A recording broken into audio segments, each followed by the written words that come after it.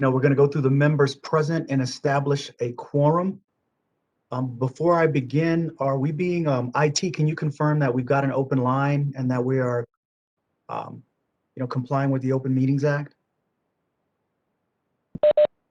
Correct. Thank you very much. Thank you very much. Please let us know if anybody has comment or anything like that as we proceed. At this time, I would like to ask Melinda, as we've done in previous meetings, could you please do a roll call and ensure that we have a quorum?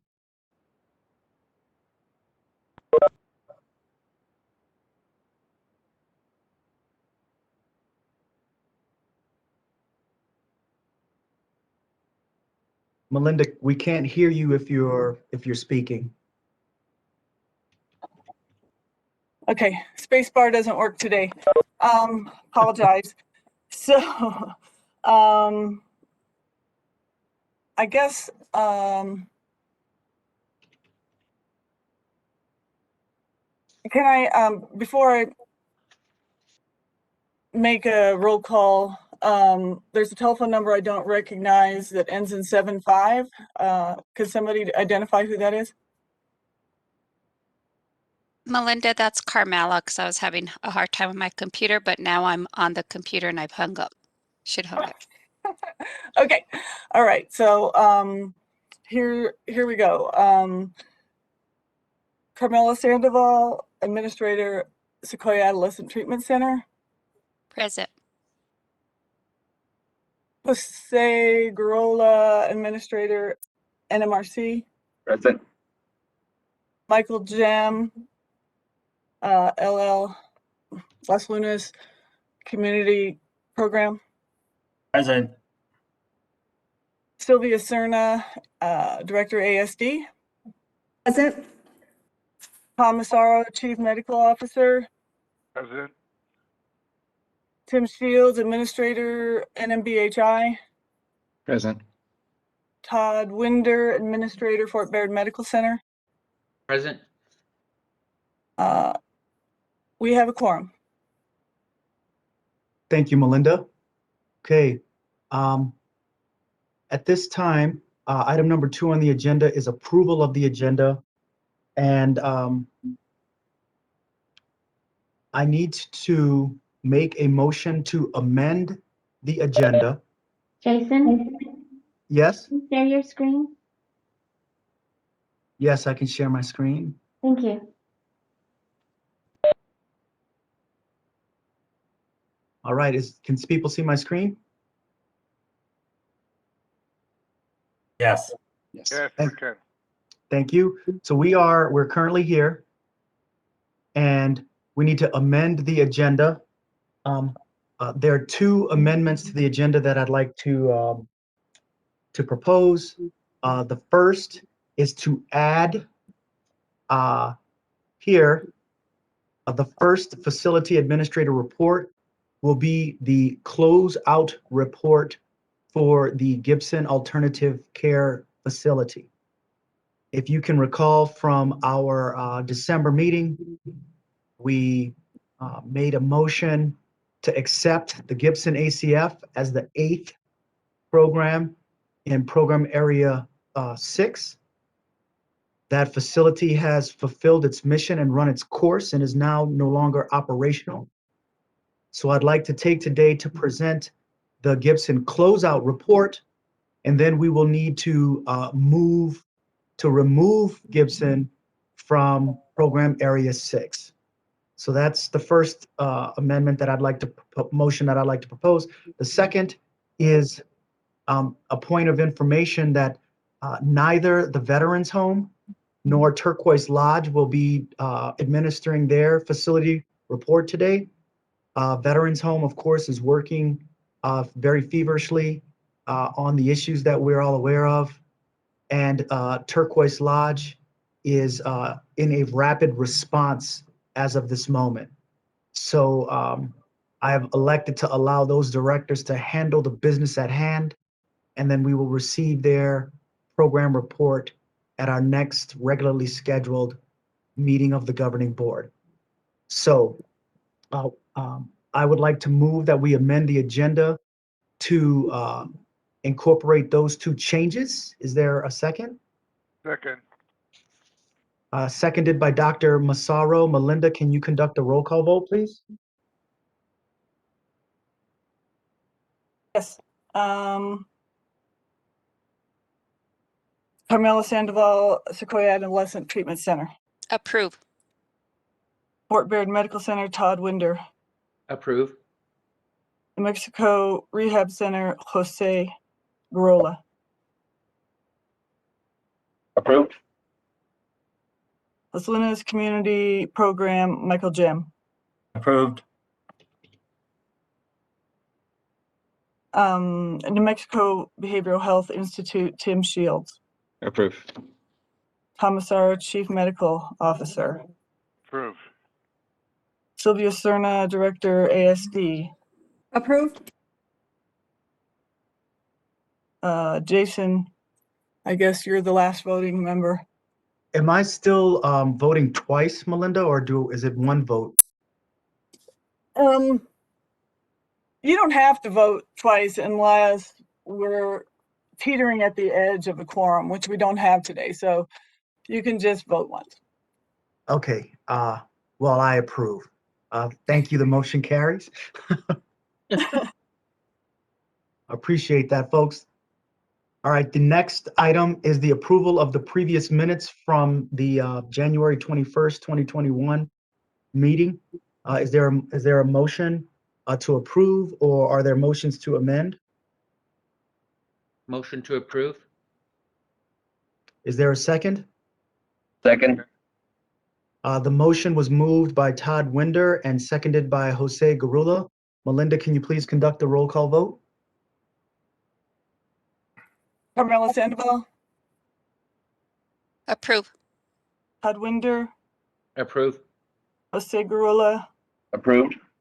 Michael Jim, Approve. Tim Shields, Approved. Tom Massaro, Approved. Sylvia Cerna, Approved. Jason Cornwell. I approve. The minutes can now be reflected and approved in the record. Thank you, Melinda. Okay, new business reports. As I stated earlier, there'll be no program presentation from the Veterans Home or Turquoise Lodge. I would like to announce formally, to be recorded in the governing board minutes, the creation of a new position in Program Area 6. This position is the Executive Director of Care Operations. The person in that position at this time is Mr. Mark Ogeron. In terms of the structure, all of the facility directors now, they roll into the facility operations manager position. That facility operations manager position rolls into this executive director of care operations, as well as the deputy director for facilities management and infrastructure. So we are really trying to, give some, a dedicated leadership team to Program Area 6 to help all the directors and administrators fulfill the missions of their programs. This is most likely, if all things if the planning comes to pass, say it that way, this will be the head of a team of folks that will be able to support each of the directors in the operationalization of their missions. So at this time, I would like to turn the lectern over to Mr. Mark Ogeron for a few words of an introduction and encouragement.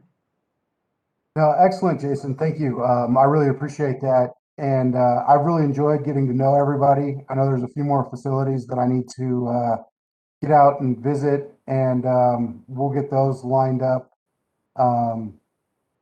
here soon. But otherwise, it's been a pleasure working with everybody. It's been great seeing how passionate everybody is about their areas. And as I've said, I'm looking forward to helping relieve some of that burden and make your lives easier as a resource so you can grow your programs.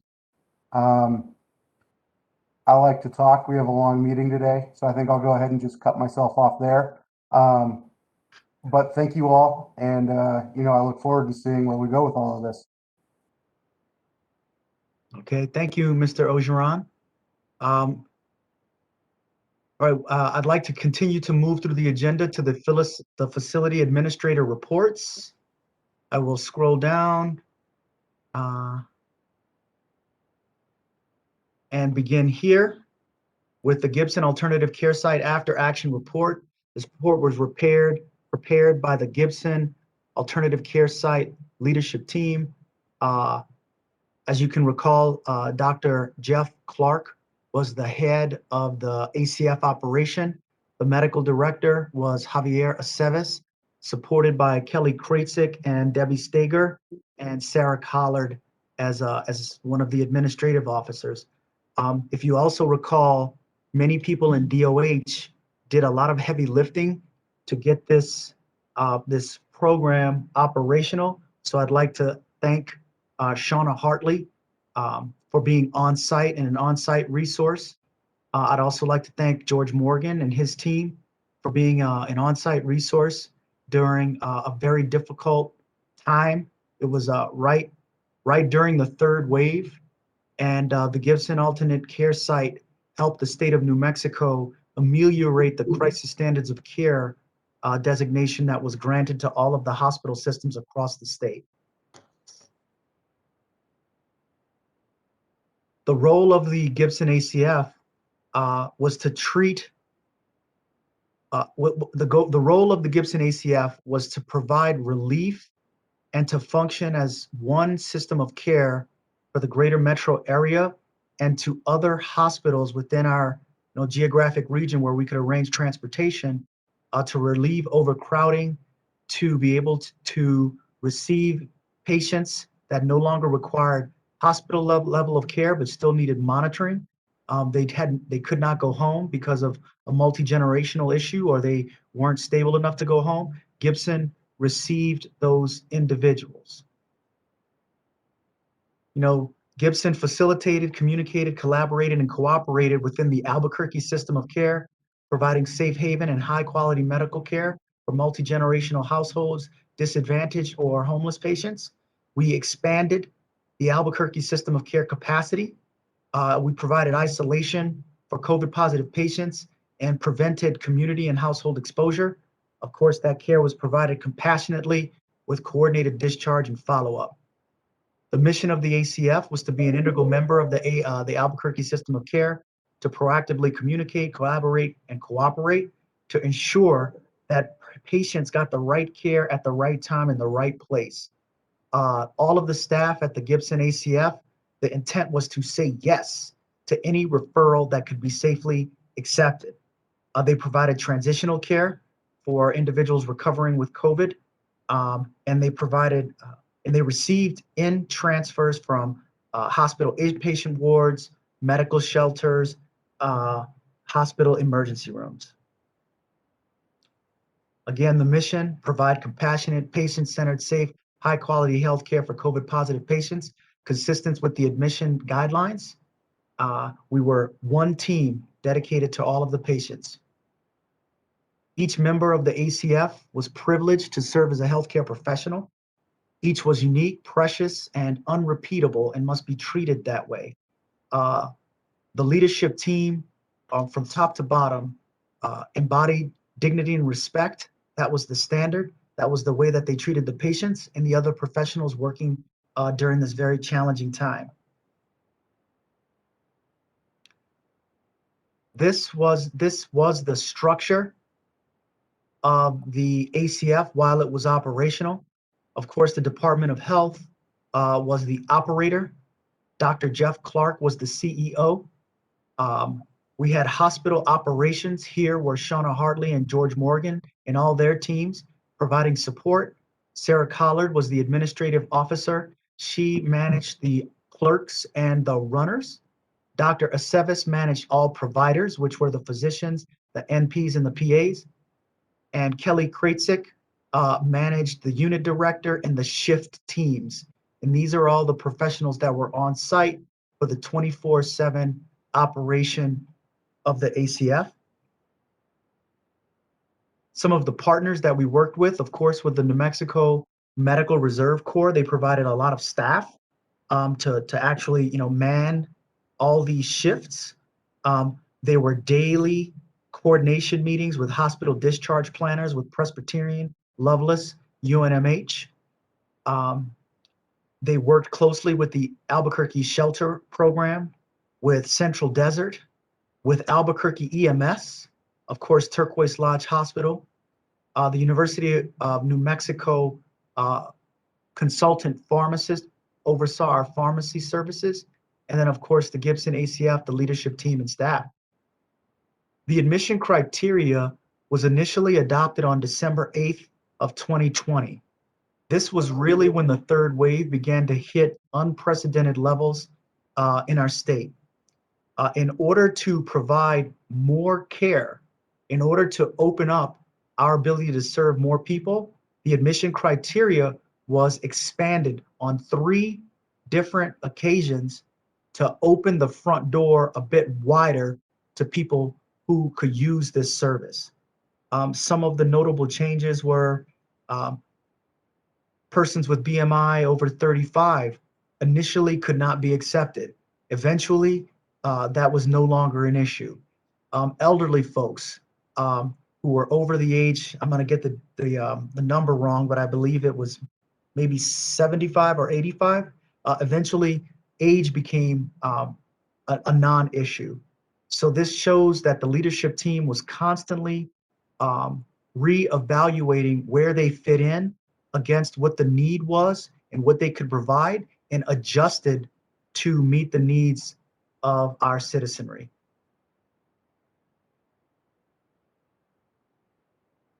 The staffing model per shift was predicated on the number of patients. If they had 5 patients, this was the staffing model. If they had 10, 15, 20, our average daily census, which I believe is on a slide later, never crept up to the highest number, but they did have a steady flow of patients from the day the doors first opened until the day we closed. The ACS was open for a total of 82 days. They had 86 admission, 81 patients, for a total bed days of 428 bed days. So we saved our local hospital system over 1 year worth of bed days. The average length of stay was 5.4 days. And depending on the R effective at the phase of the pandemic, our modelers estimated that for every person that we kept during their infectious period, that we prevented spread, that one person could have spread to 2.5 to 4.5 other individuals in the community. So it's difficult to gauge exactly what the total impact was, but if you run, a quick bit of math, that is, hundreds of possible cases that the 86 individuals that we accepted could have created in the community that we mitigated by the use of the ACF. Exposures were prevented due to the isolation at the ACS. In New Mexico, there was a sustained high transmission rate in the following groups: the West Side Shelter Homeless Group and other congregate shelters.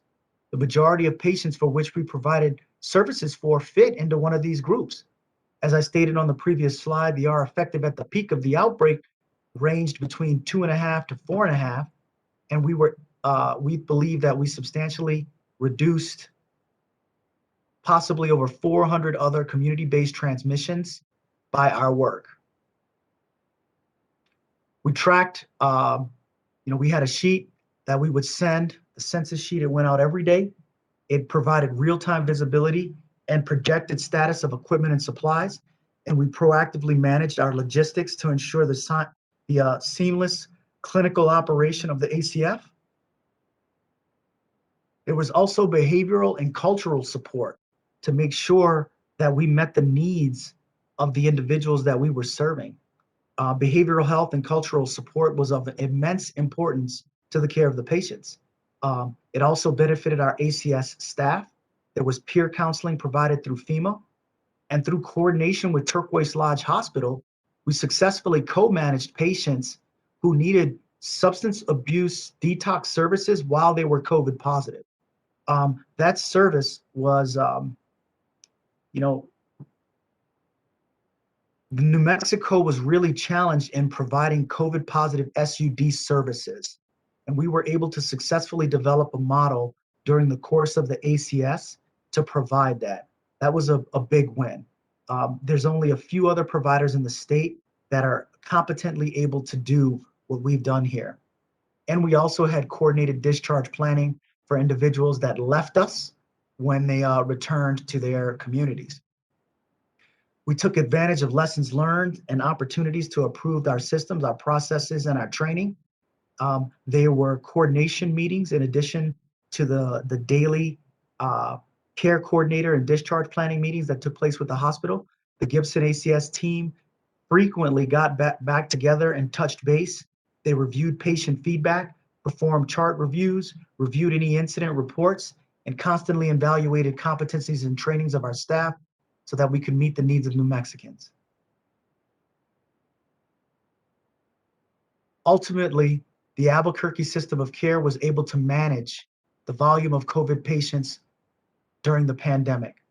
The whole goal of the ACF was to not allow our taxed, stressed, and burdened healthcare system, we would not allow that system to collapse. So we were the relief valve, and many hospitals took advantages of the services that we were able to provide to keep, the most sick within their buildings. So we facilitated communication, collaboration, and cooperation with the Albuquerque system of care. Again, a safe haven with high quality health care for multi-generational households, those who were disadvantaged and homeless. We expanded the Albuquerque system of care. We provided isolation and for COVID positive patients, preventing community and household exposure, all while providing compassionate, coordinated discharge and follow-up. These were patient feedback notes like customer service surveys. The most important outcome, people were thankful for the care that we provided, and they had a safe place to recover.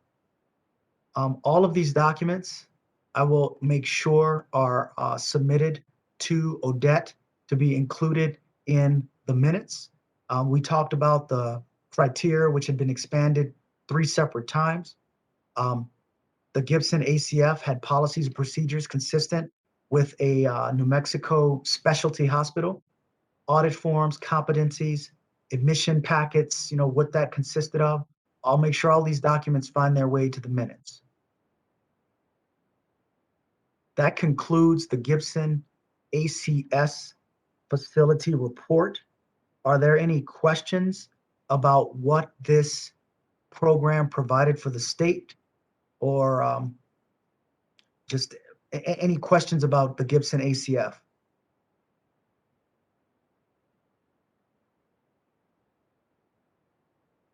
Okay, thank you, everyone. Hearing no questions, Melinda, let me know if I'm out of line, but it's at this time that I would like to make a motion to,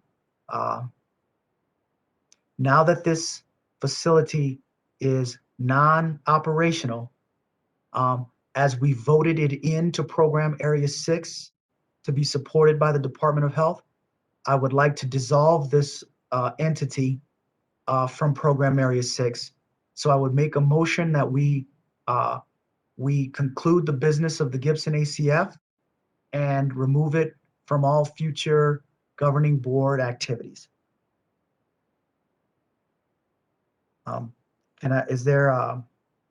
So I moved it. Is there a second to dissolve the Gibson ACF? I second it. Michael Jem. Thank you, Michael. Melinda, can you conduct a roll call vote?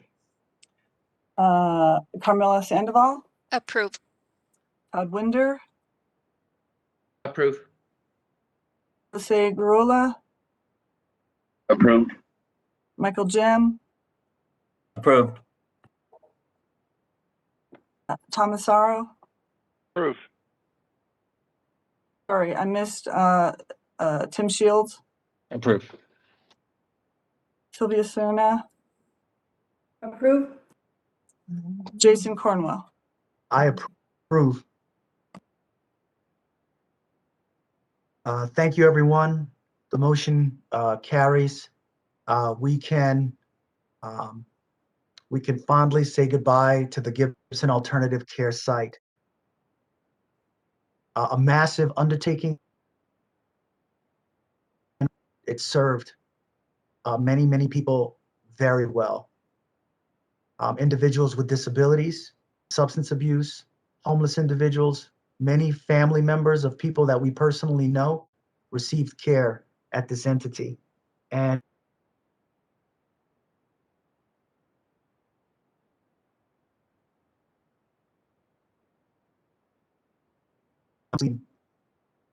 for the many, many, all of the DOH that supported this. At this point, I'd like to continue with the program reports and turn it over to Carmela Sandoval, the administrator of the Sequoia Adolescent Treatment Center. Carmela? Good morning. You were breaking up a little bit there, Jason, so I don't know if everybody was hearing the same thing or it's me. So just can Thank you you, hear me? Carmela. I can hear you, and Okay. maybe I was breaking up because it was a very trying time, and I get a bit, affected by all the work that we did in October, November, December, pulling this thing off. So it might not have been technical difficulties. It might have been myself just getting a bit verklempt. So over to you, Carm. Thank you, Jason. Good morning, everybody.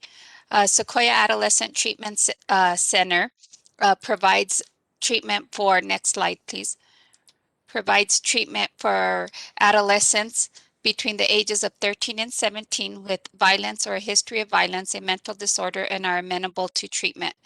Residents receive group, family, and individual therapies, education, recovery, or issuance of credits, physical education, and structured programming. Individuals also receive group art classes. This is new to our program. Since I've been at Sequoia, it's been a challenge to maintain an art instructor. We had the ability to hire one in December. And since then, she recently received her provisional teaching license. So she's going to be able to provide classes in art and in language. She'll be able to instruct Spanish. So right now, currently, Sequoia was able to offer elective classes in PE. Now we'll be able to offer 3 more elective credits for our residents. So we're really excited about that piece or that addition to our program, and to be able to give our residents alternatives to their education. So right now we're thinking of transitioning her to the education department. She used to, her position sits with the clinical department, but we're thinking because of this new addition to her credentials that we'll be able to add her to the education department. So we're really excited about that. The residents are also have the ability as they transition or move through their program that they could participate in a work program. Next slide. Our census at Sequoia, you'll see Q1, 2, and 3. We have decreased on our census. Unfortunately, we've had some rapid responses that have impacted our census. And also, as you're all aware, we do have one of our lodges that is closed and we utilize it for quarantining. Sequoia has been very busy this last quarter with several audits of different types. We're currently under survey for our national school program. That's been a 3-week process. It's being handled virtually, and I'm not certain if virtual surveys or in-person surveys, which ones are more challenging. Anyhow, we're scheduled to close on that exit on Friday. We're also, we also completed the Building Bridges self-assessment tool. They'll be submitting our evaluation and the outcomes of that tool, which is under our licensing survey. Our licensing authority, they've embraced the Building Bridges initiatives. They also have a law under this initiative. One of the fortunate things that Sequoia has already embraced the Building Bridges initiatives 7 years ago. So we're not starting, it's just we're continuing on this momentum. So that seems to be easy for us, or we're adjusting. Also, Sequoia is currently under its yearly licensing survey. That's been going on for about 3 weeks as well, virtually. We have our environment of care walkthrough scheduled for Friday at 10 a.m. George. And then our certification piece of our survey is also scheduled in June. So we're quite busy. Next slide. So our financial updates, we were fortunate that we were able to increase a position about a year ago to help us collect some revenues that had been outstanding. Previously, we had one position that did the billing and the collection and also the admissions for our facility. So we were able to break those two positions up. So the individual who is collecting and billing is more focused in that area. The other position is focused on admission, and she also supports that position when we have to appeal some decisions. So as you recognize from our numbers, we have been collecting a lot of outstanding bills, and we've also been able to appeal some of our bills. Some we've been successful and some we have not, but we have seen that that position has been a positive impact for Sequoia. Our contract nursing, the two contracts that we do have at Sequoia is our contract nursing and our psychiatrist. We did increase in January for our psychiatrist due to our rapid response and only one doctor taking call due to our other doctor being out for COVID. So that increased that contract, but now in the last 2 months, it's back to its amount. Nursing, we've been successful in hiring a couple of nurses. So we're very close to getting rid of our contract nursing. So hopefully on our next quarterly report, I would have that good news to share. And our human resources, we continue as last quarter, our department that has faced some really tough challenges is in the therapy, our clinical department. We have 4 current vacant therapists. We had that same last quarter to this quarter. It's been a very challenging time for us to be able to obtain licensed therapists. We've had to obtain a contract, and we have 1 therapist currently, and then we have the clinical director who is providing all the therapy for our residents currently. We've tried to outreach. We've done several things to try to obtain some candidates. However, the feedback that we get is they prefer working from home or telemedicine, what they're currently doing, or salary. Those are the 3 top reasons that have given when we get somebody on our list. We have, though, been able to successfully hire 3 mental health techs, a certified nurse practitioner, a great add to our facility. I think she came to us from the Gibson Center. We do have a nurse, a medical record clerk, and a case manager. Our performance measure for this quarter, we do track seclusion and restraints. We've had no seclusions. We've had what are considered therapeutic holds. Sequoia does not use mechanical restraints. We do count every time we have to place our hands on a resident a hold, and they're considered therapeutic holds, but we do count them as a restraint. Our numbers seem to be, this month we had 2 challenging residents, one that we had to discharge unsuccessfully and one that had to go to a higher level of care.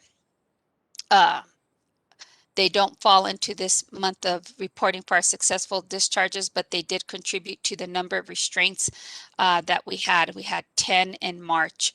For successful discharges, all our discharges for the quarter, which were 4, were all considered successful. Sequoia also tracks our residents for influenza and COVID vaccines. Our flu vaccinations rate is at 42%, not as where we want it to be. However, our COVID vaccinations for all our staff is at 93%, so we're excited about that.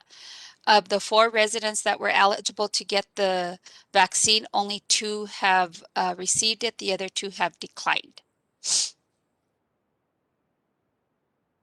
Our projects for Sequoia, in the midst of COVID, we were able to still, with Georgia's help, be able to continue with our capital projects. We are now complete with all 4 lodge bathroom remodels. Sequoia also was able to complete the reflooring of the education wing of the facility, and it looks beautiful. Sequoia is in the process of replacing and retrofitting the exterior lighting of the facility. The facility will also be starting the reflooring of the gym project, and it also includes a fire sprinkle system in the gym. We are also in the process of replacing all the entrance doors of the lodges. They are in great need of it. We've done all the lodges. We are just pending the gym courtyard and one more of the door, and then that project will be complete.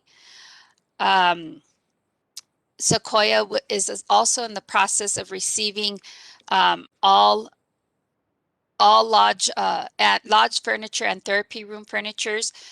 Thanks to the partnering up and Jason helping us with those behavioral health projects that we got. We're really excited.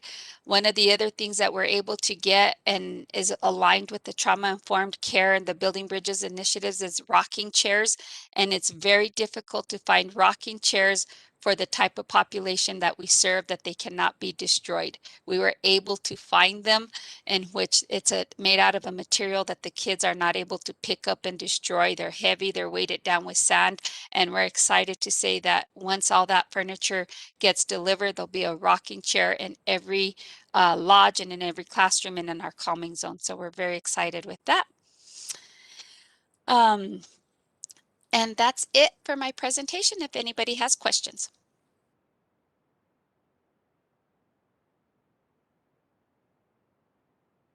Well, thank you, Carmela. Excellent program report. I'm hearing no questions. I think that we can continue to move on to Mr. Todd Winder, the Fort Baird Medical Center. Todd, the floor is yours. Thank you, Jason. This is the report for Fort Baird Medical Center for the 3rd quarter of fiscal year 2021. Next slide. Fort Baird has a mission to serve the community by providing long-term care and rehabilitation carefully, consistently, continuously, and compassionately. Our vision is to pioneer a new kind of care center where people want to live and work, and we base our decisions on values of compassion, continuous improvement, integrity, creativity, and teamwork. Next slide. Fort Baird Medical Center is a 200 licensed and certified bed health facility. We have 3 wings for distinct services. Our first wing is our skilled rehab and extended care, which consists of 70 beds.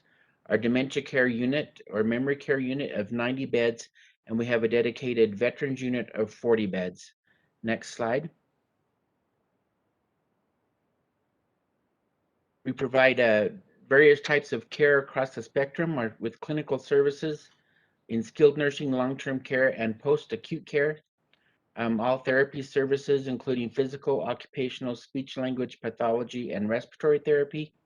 Our dietary department handles any special diets with a licensed dietitian and nutritionist who serve on our staff. Our social services handle our care coordination, our mental health services, and our resident advocacy. Recreation therapy, we have a full service program that provides everything from one-to-one to group social, Any special interest and community involvement for our residents, health information with our EHR and MDS. Our business office handles all our financial and benefit qualification services. We have on-site medical services of physicians as well as physician extenders, as well as an on-site lab, pharmacy, radiology, and podiatry. We do have a behavioral health with a visiting psychiatrist and psychologist on staff, and we have special support for residents with dialysis and palliative care. Next slide.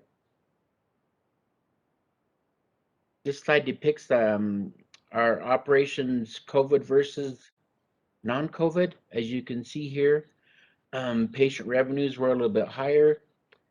Under the non-COVID, that is mostly related, as you can see from this slide, to census, as the census has dropped during the pandemic. Next slide. Here we show our vaccination, statistics for the COVID pandemic. We held a total of 3 clinics, and so far we have had 301 staff, and we have vaccinated 249, or about 83% of those staff.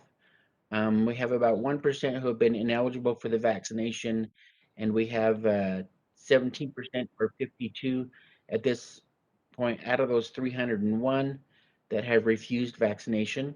On the resident side, we have served 129 residents through the pandemic, with 118 or 91.5% of those being vaccinated. None are considered ineligible, and we've had 11 or 8.5% refuse the vaccination. Next slide. Our average daily census over the year, as you can see, dropped significantly in July through about December, September, and then it's kind of leveled off, and we are starting to climb back up a little bit now.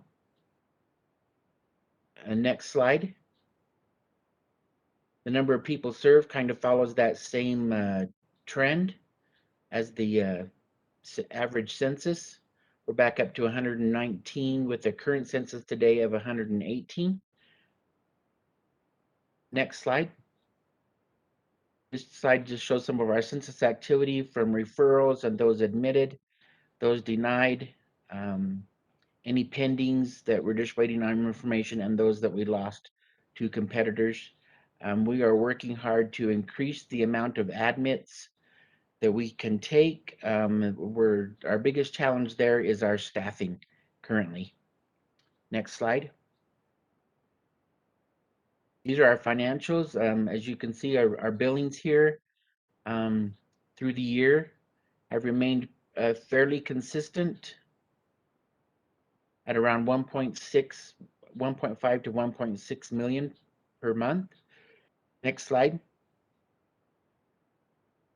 Our collections have been kind of up and down as we've adjusted to some different things with our MCOs. We still have one MCO who is not paying us correctly, but for the most part, our collections are staying up very close to 100%. Next slide. These numbers indicate the amount of indigent and contractual care that we give. The indigent care runs around 57,000 a month, and our contractual allowances account for about another 100 and roughly on average 120. Next slide. These are our total accounts receivable, as well as our aging that is of that accounts receivable that is greater than 90 days. Next slide.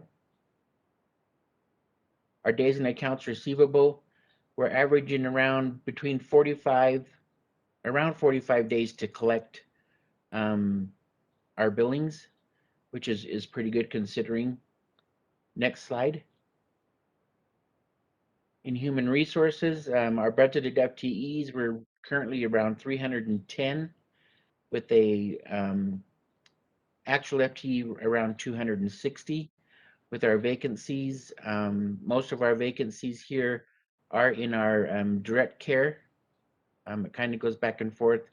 We have showed some improvement on that during this quarter, but we still have some room and we are in need of nurses as well as nursing assistants.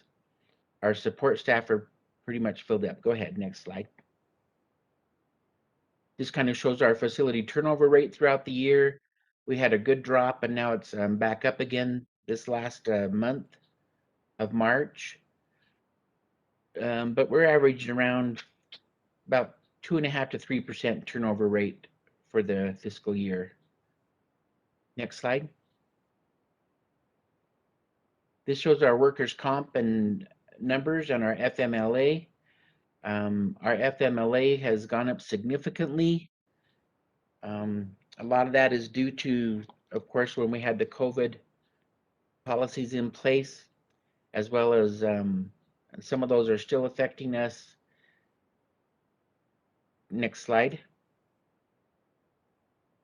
On our safety, our infection control, key performance indicators, our total infections on average per month has decreased. While our multi-drug resistant organisms have increased a little, but not much. Our nosocomial infections are dropping, which we're glad to see that. Our residents on isolation precautions remains pretty constant at about 3 per month. Our UTIs is also constant. Our hand hygiene is 89%, which showed a drop this past quarter.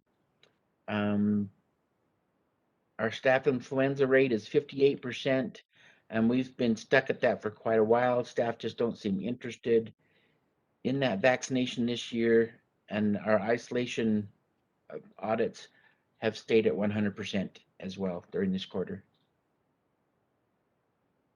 There's just some more COVID-19 data. Again, the table showing the results of our 3 clinics, and in 2021, we have tested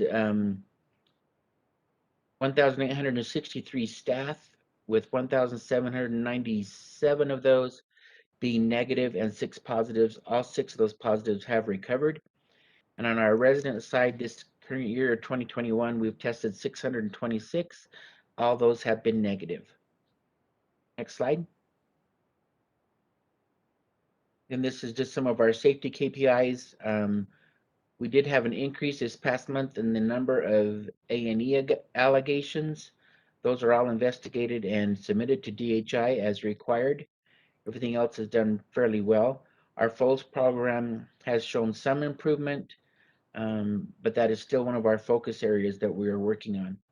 We'd like to see that get less and less, and we're getting there slowly but surely. Next slide. Our quality indicators, these are our short stay indicators. Again, our pain indicator was also flagged as red last quarter, so that it remains one of our focus areas. All other areas are well within the national and state averages. Next slide. These are our long-term, our long stay measures. Again, pain is one of our focus areas, along with UTIs, catheters remaining placed. Those are mostly, can't remember the word now. ADL declines, and of course our psychotropic drug medications, which are always being worked on, remain some of our focus areas as well. Next slide. Licensure and certification. We have had our life safety and CMS surveys this year. They were here in 2021. All plans of correction have been submitted, and we have received our final letters of approval, so we're all back there. We are still waiting on our VA survey. We expect to hear from them at any time. Next slide. These are our projects. Our projects have moved along quite well this year in spite of everything. Thank you to George and his crew who have helped us keep all that going. We are currently working on our water source infrastructure, which is a multi-year project, as well as our nurse call system that continues to be worked on. And it's about 1/3 complete thus far. Next slide. Our needs and challenges. Again, the COVID-19 remains a challenge as guidelines and recommendations are changed during recovery from the pandemic. We still have a challenge of being staffed with our licensed nursing and CNAs. Our physical therapist still remains open, has been open for quite some time. We have a challenge of key positions in our finance office and administrative support. One of our finance positions has been approved to fill, so will help and keep us online. Also in the finance area, we continue to have a huge challenge with one of our MCOs who have not paid correctly for over 3 years. They seem to just be bouncing us around. And then our EHR implementation is a need and a challenge. We're implementing the risk management module as well as our point of care documentation module. Next slide. Successes, though it was a challenge, we also feel successful in our COVID-19 vaccination clinic completion. We have worked out a system for our new admissions that is working well as those come. We have our revenue increases via our quality major programs that have contributed significantly to us this past year, and our progress and completion of our ICP projects. Our goals continue to be enhancing our QAPI program. We are undergoing a quality management system change, leadership training, improve our EHR utilization, and we'll have a goal of reviewing our positions and responsibility and revising those as necessary. Our community presence, we still participate with the Senior Services Network Board and Committee. We participate with Western New Mexico University School of Nursing on their advisory committee, the Grant County Emergency Preparedness Committee, our healthcare work group for our county, and the New Mexico Public Health. We have 2 nurses who weekly assist them with their vaccination clinic over at the Public Health Department. Next slide. And that is our report, and I'll take any questions.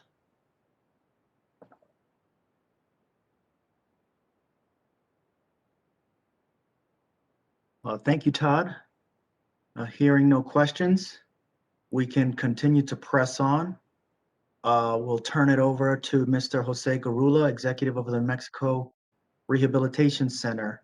Jose, the floor is yours. Thank you, Jason. Hello, everybody. I'm Jose Garola, Hospital Administrator for the New Mexico Rehab Center. NMRC, we continue to provide our 4 provisions of care, one of those being the inpatient rehab unit, which services those patients for strokes, traumatic brain injuries, spinal cord injuries, MVAs, knee replacements, hip replacements. This is really a therapy-driven program, which the patients receive up to 15 hours a week of physical therapy, OT, and speech.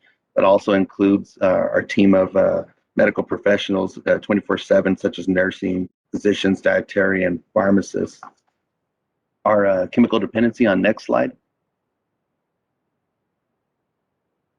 So we continue to offer detox. We have 8 active detox beds on our unit for adults who need drug and alcohol placement from the withdrawals, and help treatment with other medical health related problems. The length of stay there is usually about 3 to 7 days. They're still receiving 24/7 medical care by our nursing providers, as well as pharmacy and some counseling included in there. We did open up our inpatient residential treatment program successfully here February 1st.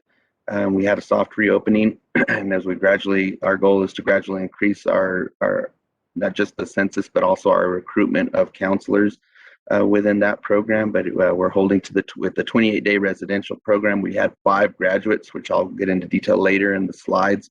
But that's one of our successes this quarter. Our intensive outpatient program, we're still holding at 2 tracks. We still provide that service for those adults who have substance abuse issues. That includes some mental health components that just require additional support after they discharge from our detox or our inpatient setting, that they can go out to the community and attend our IOP via telehealth currently at the moment. Next slide. So we're currently at operational 45% capacity with our programs. We are increasing slightly. We're on our inpatient medical rehab program. We're trying to stabilize back to pre-COVID census as things start opening up. Those surgeries and other hospitals and other healthcare organizations start prioritizing, or not more or less prioritizing services, but starting to increase what they're doing within the hospitals. We're starting to see an influx, an increase in referrals, which is good for us as things get back to normal. CDU, you can see there, that's our inpatient residential program. We had 5 admissions, 7 admissions in March. This will slightly increase over the next quarter. Again, big push on that will be hiring counselors, but as well as making sure right now we're still in COVID or pandemic response. We have 16 available beds. We're currently at 8 beds as we practice isolation as well as social distancing on that unit. But our detox unit, we seem to be stable there, holding up about that 27% mark. IOPs continuing at our 2 tracks. That's pretty much stable. It's been working very well with our telehealth program, as well as those unit hours that we're offering for our patients. The next slide. Some of the impacts, the same thing as last quarter. Things are starting to pick up as counties move to turquoise. Like I stated earlier, we're noticing a pickup in the amount of surgeries. Texas, they reopened. We received quite a bit of referrals from UMC, Lubbock, Odessa, around the Panhandle region of Texas. So that's a good thing, a good sign that things are somewhat going back to normal. Our referring hospitals, health agencies there, the surgeries, some of the other elective cases that they're performing is really going to help us out. That we're noticing an increase this month, which will be positive in the next quarters. Hospital to hospital and patient admission perceptions. We're still getting quite a bit of AMAs on both units. Some of the visitor restrictions, exposures, some just patient perceptions from being, having to be isolated in a surgery, for about 14 days and then come back to a rehab hospital to be isolated again for additional time. So there's just some perceptions in there that we're noticing that impact our census, whether they want to come here or they leave AMA. But we still abide by our strict infection control measures, and we're continuing forward with that, whether patients choose or their family choose not to come within the facility. Employee health is getting much better. We're on a no COVID streak here at our facility, which really does impact positively our operations, of course, and our programs. But last quarter and some of the last quarter and a little bit in the beginning, there were some impacts there with employee health and COVID related things, but we're back on track. Things are currently looking positive, both in our community and employee health. So we hope to see some decreases in census impacts in the next quarter. This is just a comparison into FY19, FY20, and currently where we're at as far as our percentage, our operational capacities. We want to be back up to those marks where we were at in FY19 and some, but we're just slightly below the last 2 quarters on our inpatient medical rehab unit. Again, like I said, our goal is to be back at that stabilized census there.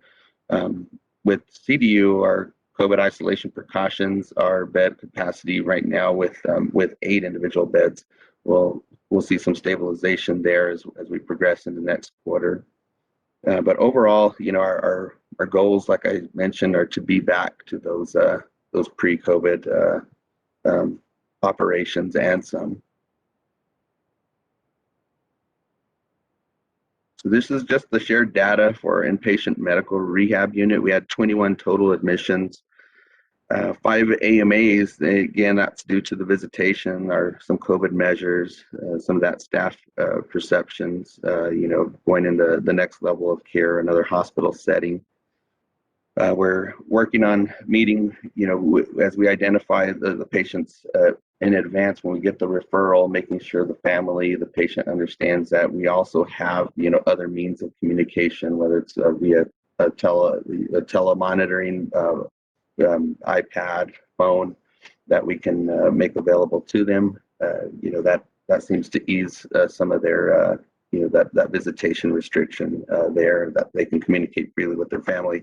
So we continue to educate, but we can continue to make sure that we've got safe practices for both patients and employees.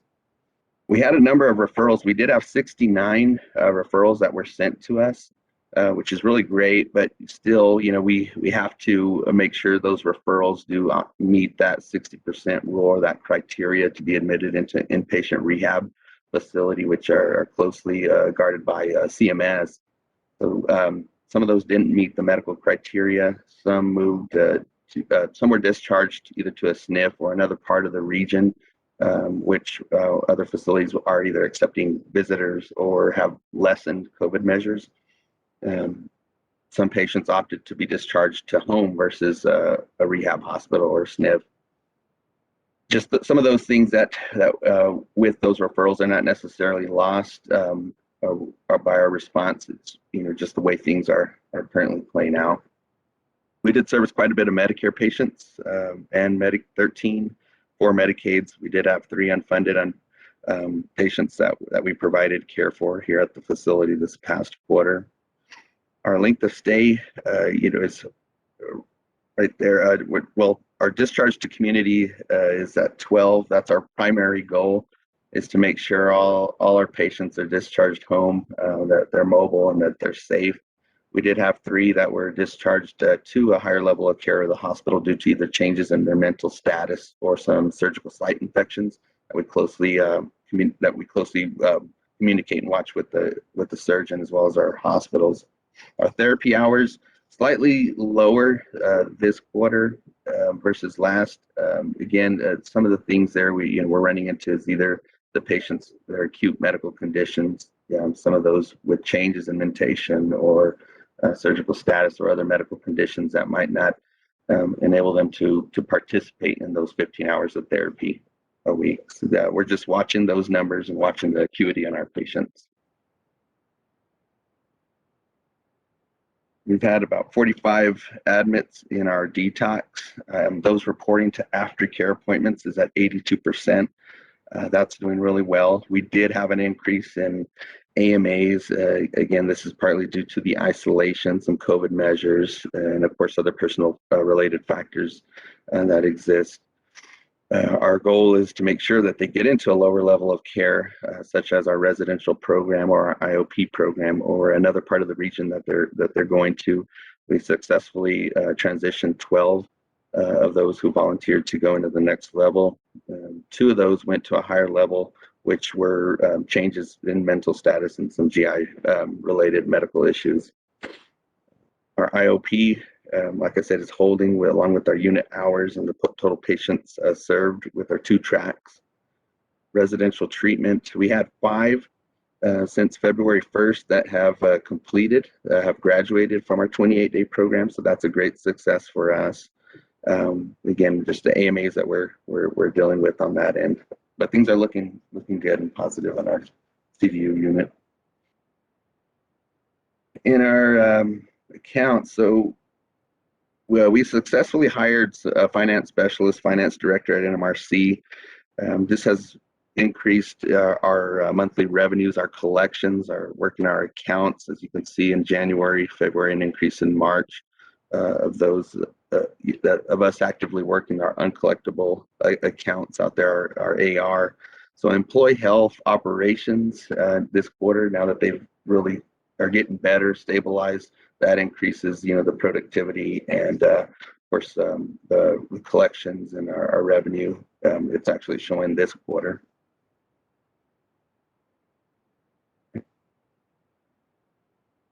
This quarter, we're at 91% in our collection rate, 72% total.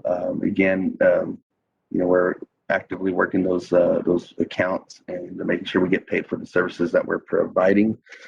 And we continue to work with our MCOs, work those AR accounts around our collections and all programs. A big part of it is around our residential treatment and the care that we provided in FY20 and getting those payments from our MCOs.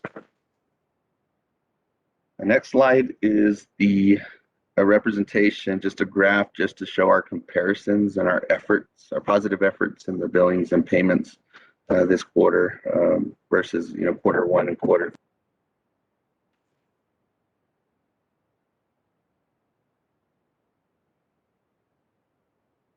It's been challenging for us, but our goal is to our pre-COVID operations and our revenues. Back in FY20, FY18, we're just looking at that, but we're actively, like I said, working those accounts, working those collectibles, and maintaining, looking at our census and what we can do in terms of recruitment, hiring, and different strategies to increase that census. Next slide. The next slide, please. Yep. All right. For our capital projects this quarter, we started our oxygen flow valve repairs in about February. They were actually completed here on the 12th, and we received certification soon after. This was a joint commission cited effort that we had begun working on. However, they came in and they did cite us on the repairs and just to push us forward. But that's completed and that's ready to go. We do have upcoming quarter 4 capital improvement project, which is our nurse call bell system, that we're looking forward to getting sometime in June before the turn of the fiscal year. Should everything be okay. But I do want to thank again George and his team too for their efforts in making sure that we get the projects that we need here at our facility. A majority of our contractual expenses are still direct care related. NMRC, we did hire a pharmacist in February, which would impact some of the direct care costs. Some of the increases in those expenses and the utilization, they're mainly either due to COVID, but some of those COVID rates during this pandemic, we're closely watching that along with our budget. But most of the related expenses are within our direct care. So we went through a joint commission accreditation here on February 24th and 25th. We will be submitting our corrective action by the April deadline for the 3-year certification. It will be this Friday that we submit our corrective action. The 2 pending items, as I discussed, the oxygen flow valve and the fire door updates. Those things will be submitted, and we're confident we're going to receive our 3-year recertification here at NMRC for Specialty Hospital. We anticipate the CMS survey coming either within a few months after we submit that corrective action and it's accepted. The last survey was conducted March 18th. The CMS survey is, again, to deem the status our facility and our services. We continue to be certified to offer IOP, outpatient services, through Human Services Division. We did receive temporary residential certification through HSD back in 2019. Into 2020 of November, we will be scheduling up our behavioral health survey either for July and August as a re-extension survey to our residential program to get that certified under the behavioral health standards. We've been communicating with Human Services Division along with Turquoise Lodge Hospital, who underwent and passed their extension survey for behavioral health. We plan to move forward with that here this summer as our goal. In our quality and performance improvement, a lot of what we're doing still revolves around COVID-19, our surveillance, prevention and exposure, and our emergency planning. We're meeting our thresholds and our marks. Like I mentioned earlier, we're almost about 3.5 months COVID-free within the facility, both on patients and employees, which is great. Things that were identified in our Joint Commission survey were enhancements to our suicide risk assessment and our nutrition assessments in an outpatient setting. We're currently meeting our thresholds at 100%. The interim life safety measures that were identified within the maintenance are oxygen valve repairs and our fire door updates and repairs to that, which is completed all this week. So we'll be in compliance They did have recommendations to our treatment plan, some of the discharge summaries, just to include some additional specificity in our next levels of care and follow-ups after those next level of care appointments are made. That's going forward, and putting a little bit more effort and more data into making sure that they're getting into that next level of care. Med reconciliation, we're currently at about 100% of our new pharmacist, the team, and along with Joint Commission, who helped us enhance our processes, and we're doing well in maintaining that med reconciliation, and we just continue to monitor and track, of course, our medication errors and report those. But other than that, this is just all part of our continuous performance improvement efforts here at NMRC. Patient satisfaction surveys on our medical rehab unit, we're at 95%. On all inpatient settings, we're looking at our staff response, our medication management, team efforts, such as rounding, the bedside care, the manners, and how are we washing our hands, are we gowning, things that the patients they observe and they notice in those satisfaction surveys. So far, they're scoring us within the 90%. We're meeting at that 90% threshold. We'd like to be at 100%. Some of the 90% there in both programs. And our inpatient residential treatment side is the recommendations are, with social distancing, we have to social distance practice within programming, of course, and as well as in the room, since there's no double bed occupancy, we're down to individualization. So some of those things that result in that we look at the scoring and how that impacts us, but things like groups, doing telehealth, the need for wanting to come back to those groups, to have that in person. Communication, that's some of their recommendations, but still we're holding positively at that above 90 or above 90% threshold. We're actively recruiting in some much needed areas in our direct care counselors, and licensed independent counselors have been tough to recruit here in this region. We're in the process. We are planning a rapid hire with SPO here in the next few weeks, so that we can try to fill some of those vacancies in our nursing as well as our counseling areas. A large vacancy, the numbers contribute. The numbers there with the 17 are either counselors and nurses there that contribute to that number. Our needs, next slide. Our needs and challenges, like I'd mentioned, we're still recruiting for another finance specialist, which actually started this week, this Monday.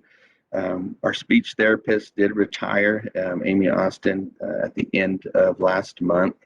We're actively recruiting for her position. I'm still looking for our physician support, some registered nurses, but the biggest things there are our licensed master social workers, licensed independent counselors, our substance abuse counselors within this region. This is for programmatic, enhancements, of course, and strategies to, as well as increase our census and to continuously provide these services. So much needed. We hope to recruit some of these specialties here when we hold our rapid hire and as we market that in our community.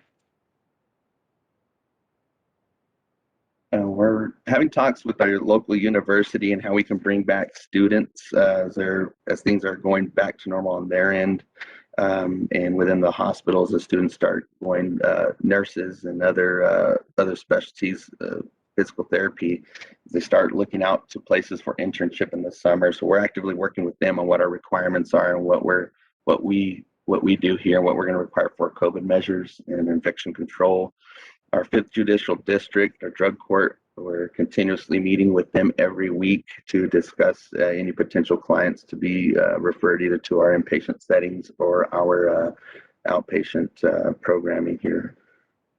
And our healthcare meeting with our mayors, our local hospitals, we're still participating with that just to communicate what our needs, what our challenges are, if any, and how we can all collaborate and participate, work together to make sure the community has the support that they need for any kind of, in this pandemic and any other services that we're offering that they can assist with. All right, next slide. So some of the goals and our successes this quarter have been our, again, I brag on our infection control and our COVID-19 processes that we've instituted here. We have been COVID-free for the past 3.5 months in both employees and patients. I'm hoping that number maintains, but a big goal, a big success was our start of our inpatient residential program as of February 1st. And as we gradually move to increase the number in the census for the need there, that's going to be fun to see. We recruited a pharmacist in February. Our intensive outpatient program is still running successfully with the 2 tracks with the current telehealth capabilities. Joint Commission, that survey went very successful for us. Like I stated, I'm confident we're going to receive recertification with the corrective actions that we submit in the next few days. Yep, that's a big milestone for us here at NMRC. Any questions?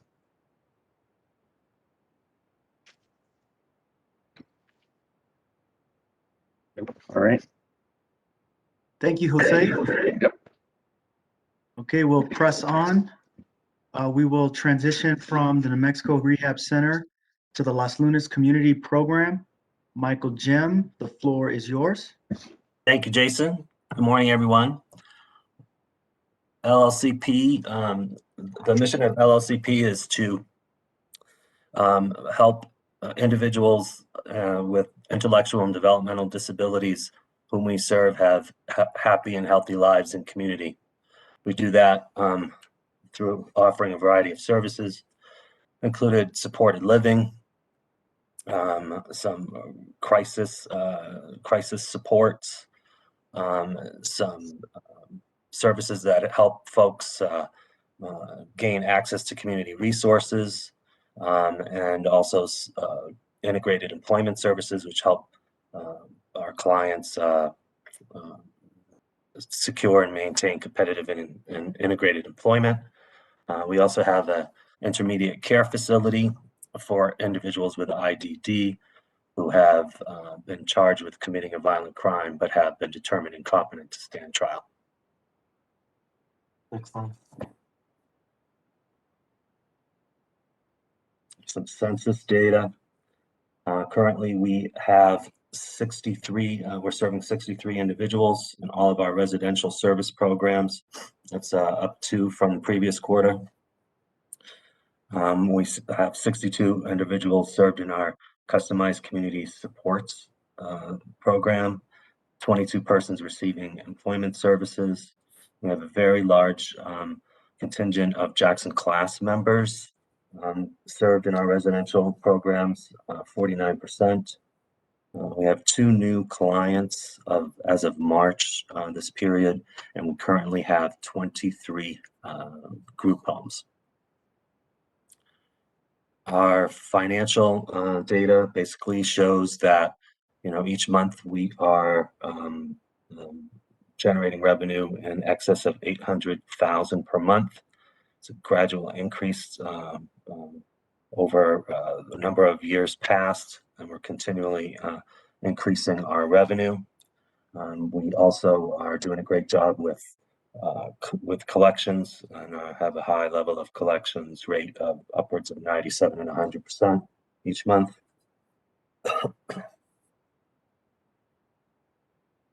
We are projected to earn more revenue this year than last, and last year was an increase over the previous year. And so we have a nice, healthy business going on these days. Next slide. Number of capital projects that we're working on: Cottage 3 and 4 parking lot and sidewalk improvements. This is recently completed. I have some nice pics to show at the end of the presentation. We're also currently in progress working on a campus-wide water, sewer, and gas infrastructure project. Another project is water meter radio installations. We are just getting started with working with architects to enhance and make some improvements, much needed improvements to our cottages 3 and 4. There's also a guard shack that welcomes everyone to the campus that needs some major improvements, and we're getting ready to work on that. There's a very large fire detection suppression system that we will be working on,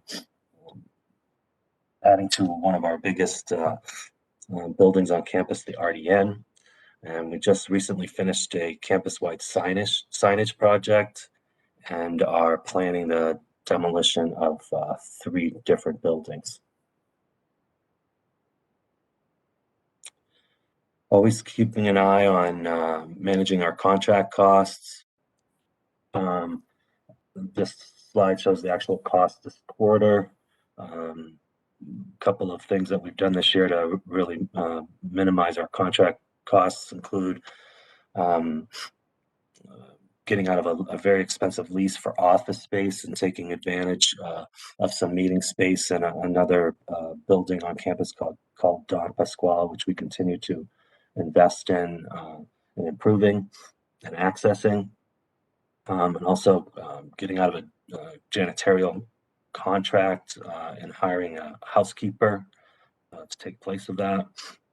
And we have an eye on really trying to contain our nursing contract expenses by focusing on recruitment efforts of 2 LPNs that we need. Next slide, please. Some of our licensure and accreditation type activities include we are a licensed facility through health facility licensing and certification for our ICF, which currently has 3 current residents. We're waiting for our 4th to come any day. We maintain licensure there. On the DD waiver services side, we are continuing to implement a plan of correction from our Quality Management Bureau survey that closed back in February of 2020. And then we also, after receiving some extensions on our qualified provider enrollment agreement with the Developmental Disability Supports Division, we finally submitted that agreement in late March.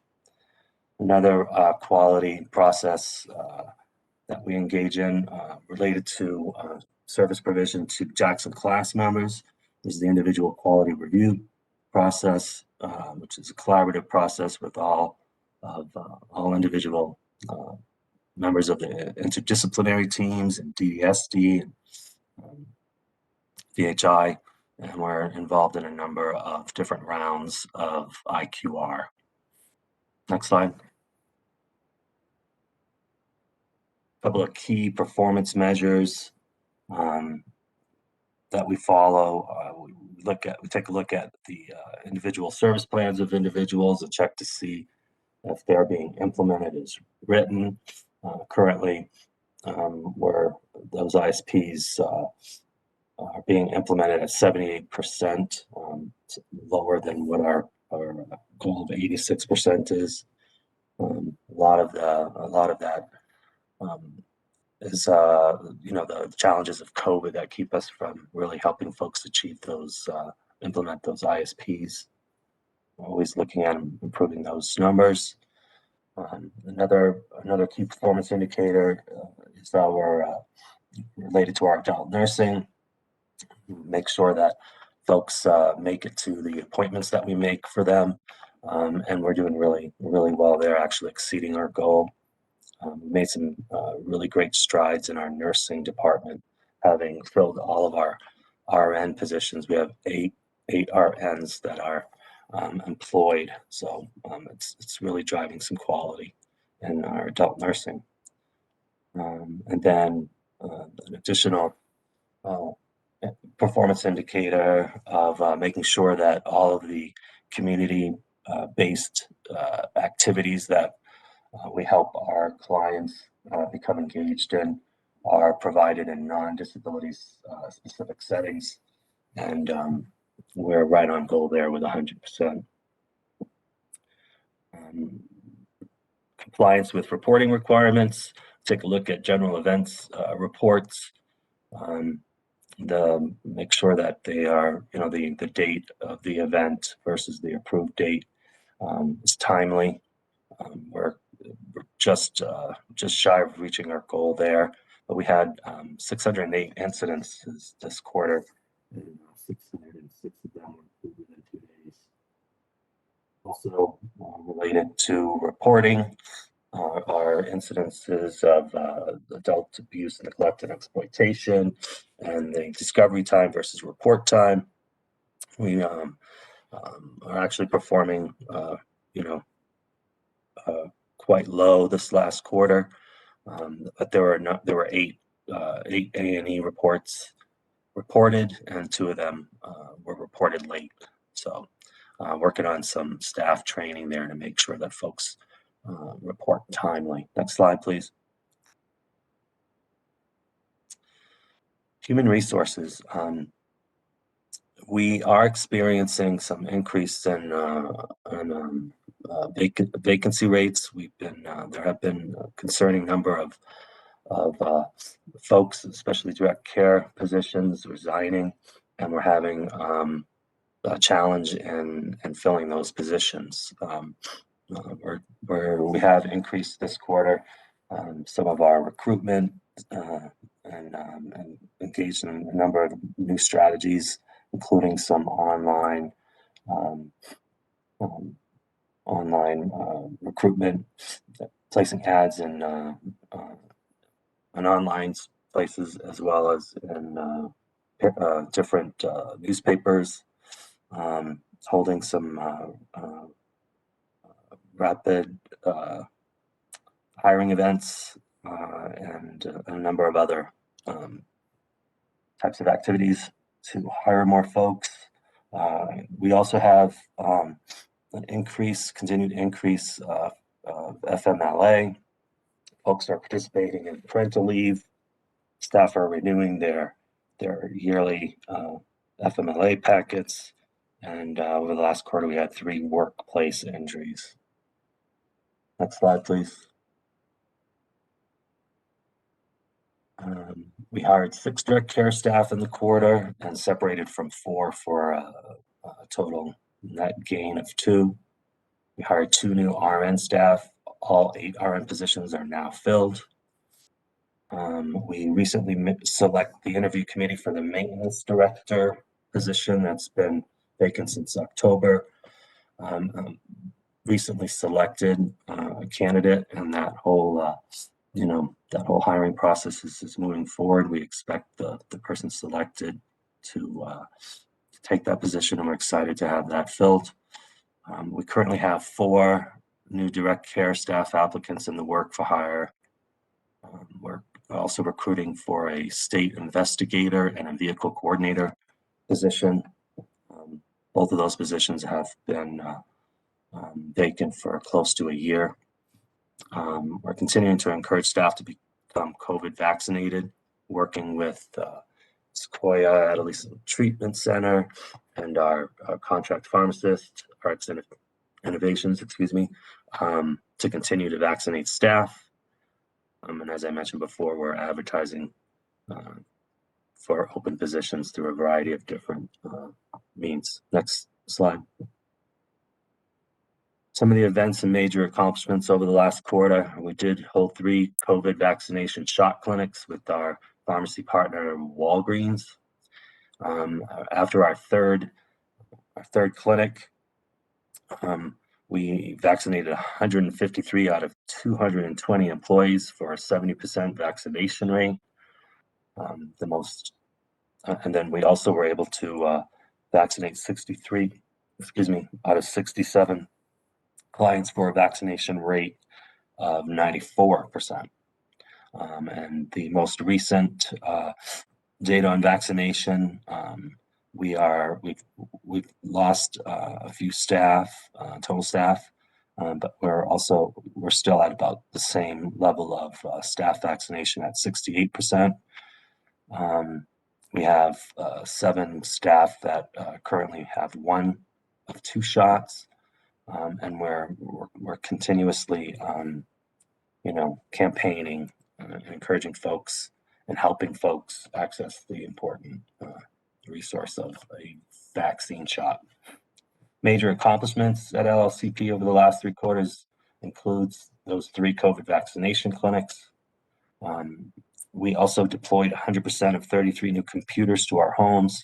We've really enjoyed a really important investment in IT this fiscal year by purchasing 16 laptops and docking stations, 34 desktops, and 40 monitors. Very way overdue investment in our business. We purchased new office chairs, dishware, and pots and pan sets for all of our homes. And we're also investing in securing some additional furniture for our ICF. Again, some very overdue investments in our operations that directly serve clients. We increased the number of clients working in the community. 13 out of 22 of our employment services individuals are back to work. We opened a new home called Cerro Vista in Las Lunas, and we closed another home in Las Lunas called Desert Sage. We secured a new home on Rosetta Road in Belen, and we'll be moving in May. Completed a gas pipeline inspection and maintenance project, which was a very important project to complete. We welcomed 2 new clients, which were both emergency referrals. We completed a campus signage project, completed that parking lot and drainage project I mentioned earlier, completed multiple moves to increase customer satisfaction and promote better occupancy. When we receive this 1 new client at our ICF any day, our occupancy will be in excess of 90%, which is something we're pretty proud of and has taken quite a bit of work to do. We're experiencing great results with an initiative aimed at increasing CCS revenue. Billable revenue increased $20,000 from February to March, just by basically implementing some pretty basic management principles and working in partnership with our house managers to really take ownership and help us drive revenue. We developed many CCS safety plans. CCS is that service where we help folks access the community and community resources. So after a very protracted period of keeping folks, because of COVID, keeping folks in and safe, we're working with guardians and teams and DDSD to get them back out into the community and ensure their safety while doing so. We developed and submitted the DD, the Developmental Disabilities Waiver Qualified Provider Agreement, which was a really huge project, and we're really proud to have done that. We implemented COVID risk management policy and all of the delivered a system to deliver all the extra PPE that goes with the implementation of that policy. Next slide, please. Some of our COVID stats. As of 4/15, we've had 52 COVID positive staff persons, about 24% of our staff. And then on the client side, there were like 20 out of 23 homes, including our maintenance and our employment services, had staff who had COVID infections. We actually went 8 consecutive weeks in February and March without any new COVID infections until recently in April. And as of 4/15, we have 4 new staff infections. On the client side, 8 of our residents of 8 of our 23 homes, approximately 30% have been infected with COVID. Yeah, and you can see there that November to February, now in April, were the months where most of those COVID infections occurred. Next slide. Here's pictures of the drainage project, Cottage 3 and 4 drainage project. It's really a major improvement. Again, I'd like to thank George and his team for all the supports and helping us make really important investments into the Los Lunas campus to make it a nicer place to work, provide services. Here's some pictures of the couple of the new signs as part of the campus-wide signage project. Next slide. We're constantly working on COVID compliance. It's a total challenge, as all of my colleagues know, to encourage 220 employees to do their best to comply with COVID safety practices. This is part of our Battle of the Homes campaign, which is sort of a collaborative engagement type of strategy to encourage COVID compliance. Anyway, here's our March and copies of March and February Battle of the Homes winners, their submissions. Next slide. I always like to put a human face on what it is we do at LLCP. We serve some really fantastic folks here. Enjoying doing some Easter crafts recently. Our clients Alice and Helen. Next slide. And finishing this off, here's a picture of yours truly, courageously braving the vaccine. I think this last quarter, the vaccine clinic was one of our greatest accomplishments. It's really great to work with our partners at Walgreens, and that's it. That's all I have. Any questions? Just one, Michael. What's this about? Why do you look so terrified? Yeah, needles scare me. And it did hurt a little bit. Oh, thank you. You're Any questions for the Las Lunas Community Program? Okay, thank you, Michael Jim. Hearing no questions, we will, remember Turquoise Lodge is not with us today as they are engaged in a rapid response. So I'll quickly move over their presentation while we queue up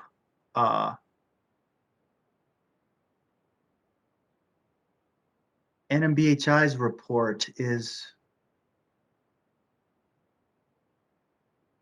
it, I'm sorry, Odette there we go. Okay, just needed to scroll a bit further. Tim Shields, we'll turn it over to you for the New Mexico Behavioral Health Institute Governing Board report. Tim, the floor is yours. All right, thank you, Jason. Good morning, everyone. This is the New Mexico Behavioral Health Institute, been around since 1889 as the New Mexico Territory Insane Asylum. Service provisions stay the same. So our adult psych division is what we're most well known for and is the statutory requirement to provide long-term psychiatric services to individuals who cannot be stabilized in shorter-term hospitalizations. Our forensic division, also under statute, is to provide care for individuals who have been alleged to commit a crime but cannot assist their attorney in their defense due to their mental illnesses impacting their ability to communicate effectively. So they're sent to us for competency restoration. And if they are not competent, not restorable, then they stay here essentially indefinitely. We have our community-based services, 3 offices that are working with outpatient mental health services, mostly discharges from our inpatient services. We also have our CARE program, which is for adolescents 13 to 17 years old who have some type of sexual harm in their history, and worked through that program in about a year. And then our long-term care division, 163 operational beds. We are in the process of finishing up our phase 3 of our new Meadows building. So we'll close down our old Ponderosa building and go over there. And once that happens, we'll have 164 operational beds. And we're getting excited for that, still kind of providing the same services that we have. All right, our quarterly census by division. As you see, each month in this last quarter, we have gone up slightly, with the exception of care. So we've gone from 217 to 227 overall across the campus here. And the main reason for that is the COVID restrictions. As people are lifting up, our census has been increasing, both for forensic and adult psych, which is kind of the main two that have had the drop. As people move around in the community a little bit more, they start to bring attention to themselves and either get hospitalized psychiatrically or commit the nuisance crimes that usually lead to them coming to our forensic division. Outpatient is fairly consistent, but we have a total of 893 clients who receive services across the medication management, therapy, community support, and then 96 who receive medications through our nurses. So between the census on the inpatient side and the outpatient side, we see over 1,000 people a year here, or in this last quarter alone. All right, our accounts receivable, we're still working pretty hard on that. We've had some openings in the financial division there that has impacted that a little bit. The uncollectible report, we are still working on some MCOs. They question the way that we bill things on the outpatient, so we've had to kind of work with our licensing and make sure that our licenses match what we're billing and all of those things. So we're working on improving the uncollectible report, but still our revenue is relatively consistent. Look at the 5 years. This year is still lower than previous years. The main reason for our revenue being lower is that for our long-term care facility, we have 2 units that are essentially empty, one for observations for COVID, people who are hospitalized and come back, things like that, that it's running essentially to have between 2 and 3 residents. And then our positive unit is thankfully completely empty. We are required to have those 2 units. So we have those 2 units that are kind of sitting empty. And then on the adult psych side, we have a unit that we're using for intakes to isolate for the first 2 weeks. And then we have a positive unit there, and the positive unit is also empty because luckily we haven't had any positive cases there. So our revenue has taken a hit due to COVID, but it's starting to trickle back up and it's looking promising for the next quarter. Our contract costs, so they continue to be really high. Most of our contracts are around 2 areas. One is the nurses or CNAs, and then the other is our physicians. So we're attacking this actually fairly aggressively. We have some physicians that are interested in working as state employees.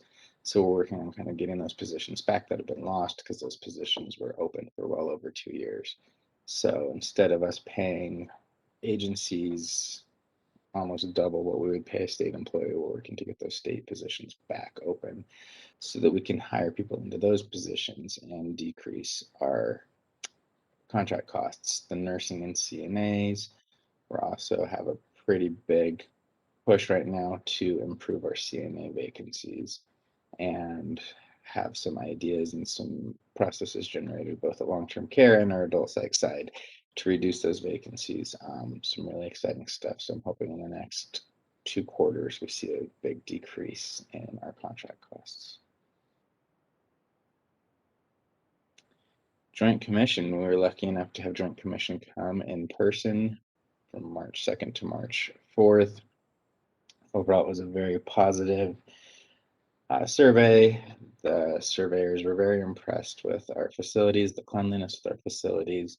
They looked through pretty much all of our 50 buildings here, and we had some citations and some small things like, you know, exit sign lights being out, or we looked at all of our sprinklers and we tested them appropriately, but they didn't think that we had the right log that each one was tested. So just some really small things like that. And then they, you know, I was speaking to them and they came and spoke to me and said that, you know, the number of buildings we had, most places get that number of citations that they have in one building, and we have 50. So they were really impressed. And then the other thing that they said that I thought was really special for us is that the person who surveyed our long-term care facility said in all of the places he's been, it's only the second place that he said he would put a family member, which I thought was really impressive and speaks to, I think, the state's investment in the new building over there. It's beautiful. For those of you who haven't seen it, it's just a beautiful new building. I would live there.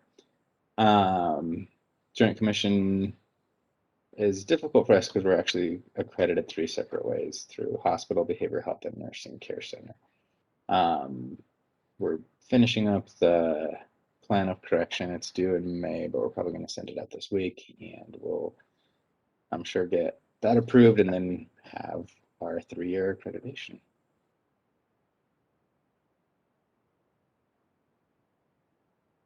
Licensing, so we've still done a lot of changes, and I'm still new here, so we've updated all of the licensing to put me on most of the licenses. We're currently updating the long-term care license, change of administrator, and then renewing that license for the next year.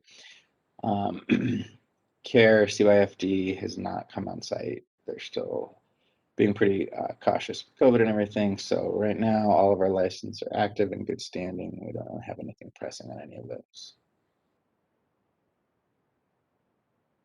Capital projects, we have a number of things going on right now. Again, the main one that we're looking at is that Meadows Phase 3. Ponderosa is a really old building, and we are very excited to be able to move the residents from that building to the new building. Last date I received on substantial completion was in June. I actually think they're going to be done closer to May. They're really close on finishing that up, and then we just need to get it licensed and we can start moving some people over. I will highlight on the ICIP, just that new forensic building design and construction. So when Joint Commission was here, they looked at our forensic building. It's not anti-ligature, and it's extremely old. It's built about 50 years ago. And to retrofit the building to make it anti-ligature would be almost impossible. It'd probably be the same cost as building a new facility. So we have been looking and expressing that need for a while, that we do need to have a new forensic building. There really is no reason that it is not anti-ligature, which is what Joint Commission pointed out. It really should be. The only reason that they didn't press it is they didn't think that the state would have enough money to renovate it, which we wouldn't, and make it anti-ligature. But it is kind of a really high need, because at any one time, one of these surveys could come in and basically say, no, it does have to be anti-ligature. So we're looking at updating that building. It also has stairs and some other problems with it, a ton of sightline issues and things like that. So we're hoping that that continues to go through and we're able to design and build a new forensic building. And our fiber construction is also an important one, as we're trying to move more towards an electronic system here. The speeds and some of the connections are not able to support that, so we're looking at upgrading that. The rest of them are just kind of normal stuff that we're working on here as we move forward. Quality improvement process. So we're revamping the way that we're doing this. We were tracking a whole bunch of information and not doing a lot with it. And even when it was at 100% for a year, we'd continue to track it. So we're revamping our quality performance improvement process, looking at some new things. One of the big things is the psych tech vacancy rate.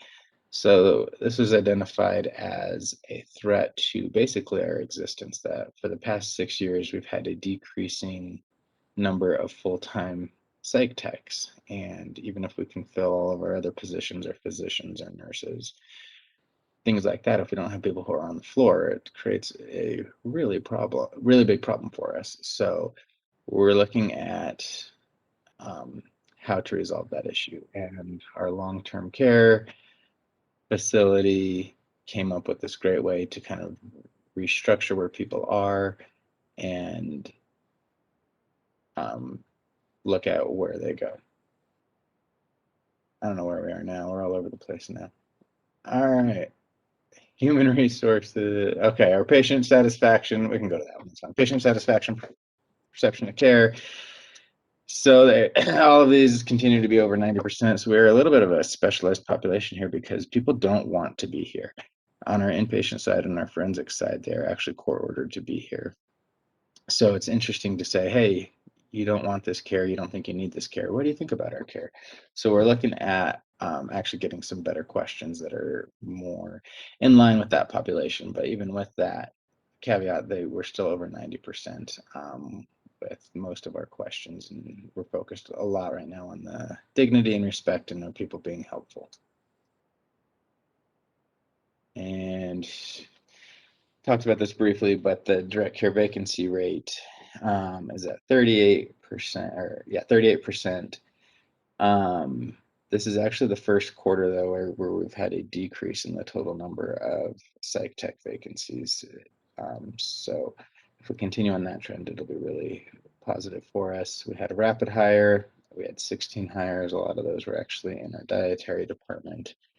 And then most of the FMLA actions are in response to people who don't want to be mandated to work overtime because of our vacancy rate. So we're working hard on decreasing the vacancy rate so that people don't have to say they're on FMLA so that they can't get mandated to work a second shift. Needs and challenges. We're working on filling some of our key leadership positions. We actually have some strong candidates for both the long-term care administrator and I believe the director of APD has been filled. We're just waiting on kind of a start date for that one. And then the big challenge we constantly have here is that it's a large place. Like I said, it's been around since 1889. Some of the processes I think haven't been upgraded since then. We're still on paper with a lot of things. And as we move towards electronic processes, more and more, I think the Board of Pharmacy, the laws, Joint Commission are going to force us to be electronic, and we're not close to kind of be able to flip the switch and move there. So we're working really hard on upgrading the technology so that we can go electronic with it. We have the electronic ordering system for controlled substances that met the April 1st deadline, but our pharmacy is still out of compliance with not being able to receive those orders. So we're working hard on that one, but that creates a problem because we can't really go electronic with our MAR or with our even our healthcare record until we get the pharmacy able to speak to that. So working really hard on that, but that's a big problem that we are putting a lot of attention into right now. And that's all I have. Any questions?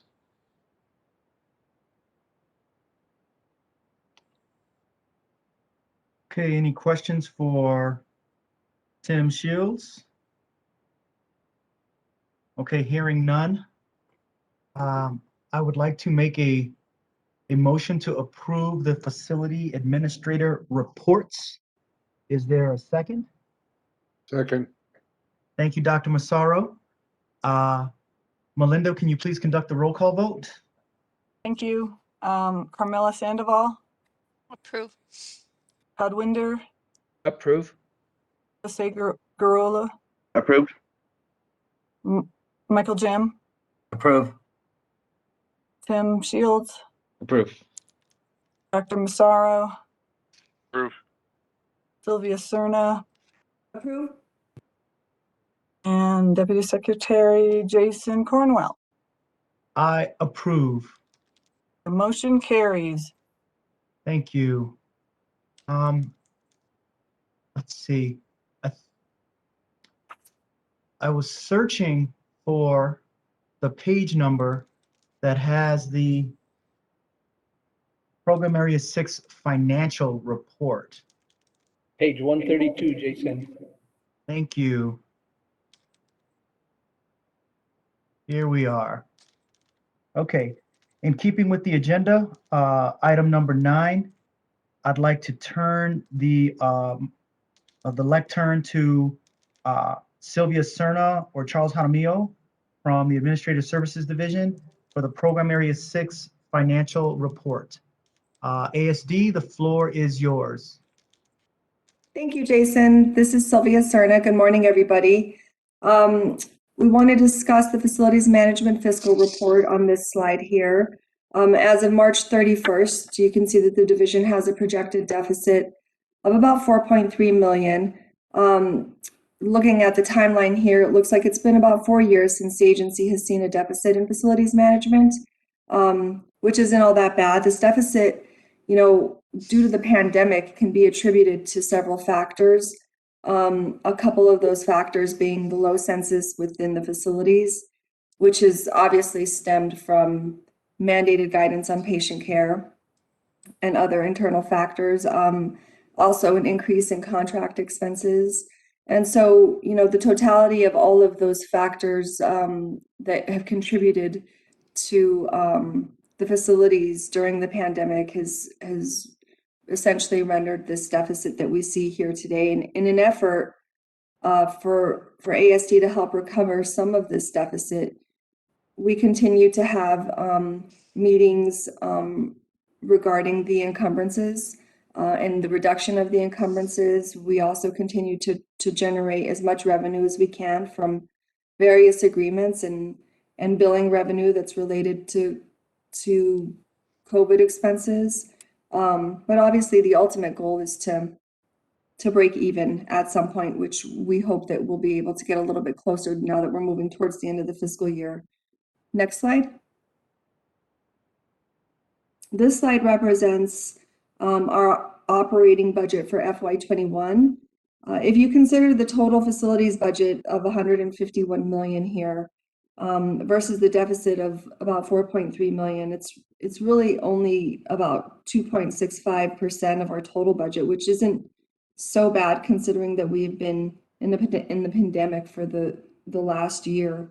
But nonetheless, as I just mentioned, ASD continues to bring in as much revenue as we can to help assist with this deficit.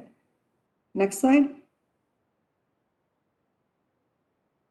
And this slide here is really just a detailed version of the FY21 operating budget for each facility by revenue type. If you take a look at the OFM budget, we started at 9.7 million. Turquoise Lodge was 8.3. NMDOH was at 55. NMRC started at 7.2. Sequoia started at 7.6. NMDOH started at 16.6. Fort Bayard Medical Center at 28.5. Los Lunas Community Program 17.7, and that's what makes up our total of our $151 million budget here. And just to give you a quick overview of just where we currently stand, starting with our $151 million budget, we have had about $149 million in expenses thus far, and we've generated about $145 million in revenue, and still counting because we continue to try to increase that every single week through our billing efforts. Aside from that, that concludes the facilities fiscal report. I'll stand for any questions.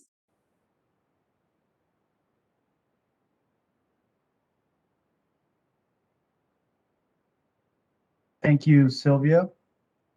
Hearing no questions on the financial report, is there a motion to approve the financial report as presented? So moved.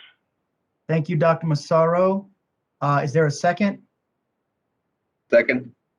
Thank you, Jose Garula. Melinda, can you conduct a roll call vote, please? Carmela Sandoval, Approve. Todd Winder, Approve. Jose Garula, Approved. Michael Jem, Approve. Tim Shields, Approved.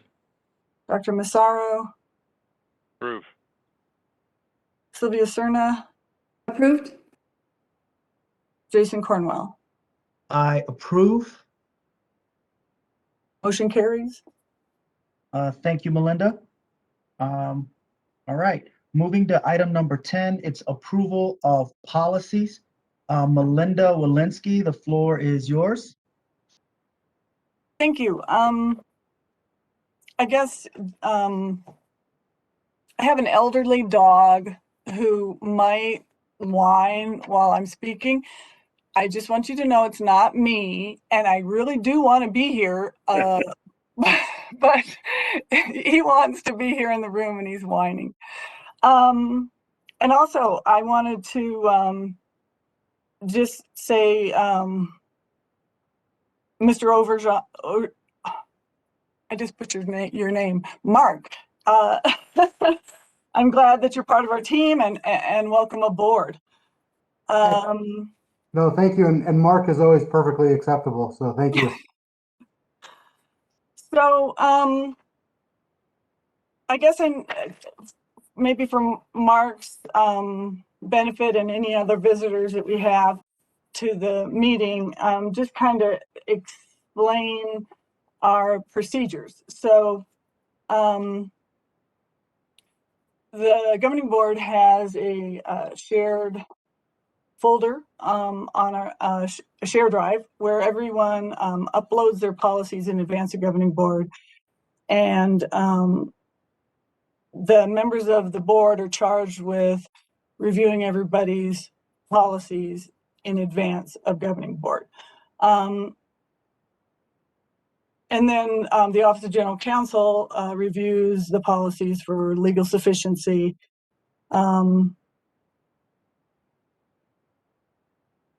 I really want to thank the administrators for uploading the policies well in advance of governing board to allow us a chance to review them. I want to thank the administrators, facility staff for their hard work. And also, thanks Odette, Des Georges, because she has to put this thing together. So I think the best approach, because we have a virtual meeting, is for me to verbally list all of these policies, and then we vote in mass to approve unless anyone through your review needs to discuss a policy that they feel we shouldn't approve. Is there anyone who would like to discuss a specific policy before I go through the list?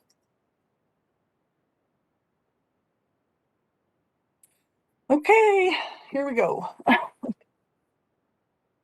By facility, the first is NMRC. Oh, yes. NMRC committees, patient suicide and self-harm policy, interdisciplinary treatment team meeting, staff communication, time frame for following medical reports, discharge against medical advice, discharge, complete, incomplete, against medical advice, AWOL, and elopement. That's all one policy there. Standards for 2 patient identifier, renovation and construction safety procedures, stop order drugs, open vials, assessment of IOP client, and then the Legionella risk management policy. We have a lot of policies this meeting, and I'm glad that the administrators are on top of that as well. So scroll a little bit so I can review the Los Lunas community programs policies. We've got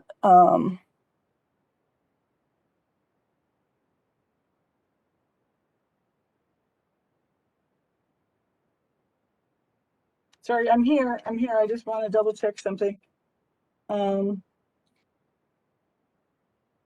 Okay. We have administration overview, administration on-call system, business contracted program services, business client funds and balancing,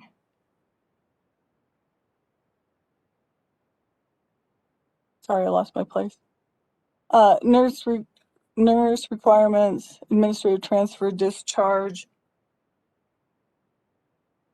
admission, transfers, and discharge. Residential emergency physical intervention, residential individual moves, relocation, self-training, formal and vehicle usage. We could move to NMDOH's policies. After hours, medication access, custodial drug policy and procedure.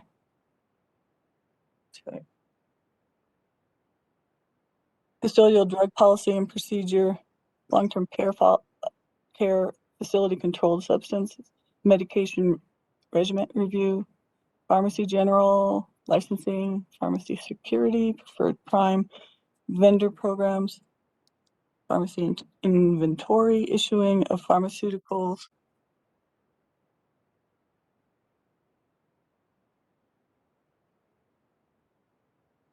drugstore area inspections, medical product recall, removal of proper storage, loaning or borrowing of pharmaceuticals, pharmaceutical compounding, I think non-sterile preparation, medical repackaging, unit dose, punch card, drug distribution program, medical order interventions, and patient client residential personal medication. All right, moving next to Turquoise Lodge.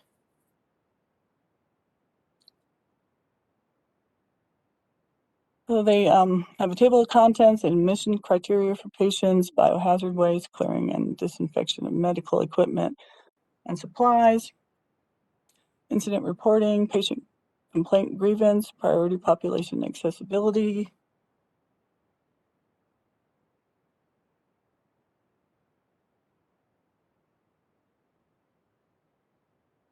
Sorry, just double checking again.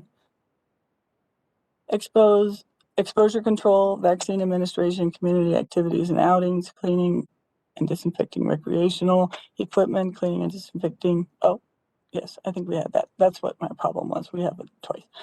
Recreational therapy services policy, transition plan, and the turquoise. Oh, that's their policy. That's their PowerPoint presentation that got added too. So those are all the policies that are up for approval by the board. I can't move because I'm not a voting member. So move to approval. Great. This is Jason Cornwell. I believe that was Dr. Massaro moved, Jason Cornwell seconded. Melinda, can you conduct the vote? Yes. Carmela Sandoval, Approve. Ed Winder, Approve? Michael Jim, Approve. Timothy Shields, Approve. Dr. Massaro, Approve. Sylvia Serna. Approve. Did I miss Jose Garola? I think I did somewhere in there. Approved, Melinda. Sorry, Jose. And Jason Cornwell. I approve. Thank you.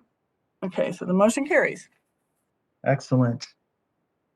Moving forward with the agenda, it says item number 11 is Melinda Walensky, the open meetings resolution. Oh, I'm backed up here. Okay, so I guess just to give everybody on the board an update, there remains a question about whether these meetings are subject to the Open Meetings Act. We mentioned the Open Meetings Act and agreed to comply with it in our bylaws. And the bylaws also indicate that we're supposed to just, on an annual basis, review and there's no need to vote. We just, as a group, need to review this open meetings resolution. I guess I need to back up a little bit. I don't mean to say that if we're not subject to the Open Meetings Act, this meeting won't happen. It just doesn't mean that we have to follow specific rules and like taking a roll call vote, for example. Anyway, so I just want to document for the minutes that we view. Oh, sorry, one more thing. The Open Meetings resolution was up on the share drive among the policies. So I want to document for the minutes that the Open Meetings Act resolution was reviewed, and Jason, just as a heads up, as you being the chair of the committee, I will pass it to you after the meeting for signature. Understood. That's it. Thank you. Okay, thank you, everyone. If you notice here, I pulled the governing board bylaws up. Meetings shall be held open. So if you want any more information, consult the bylaws. All right. Moving on to item number 12, approval of credentialing. Dr. Massaro, the floor is yours. Yes, you have in front of you the approved minutes of the credentialing meeting for the Medical Executive Committee that was held on April 8th, 2021. The Medical Executive Committee offers this list for approval.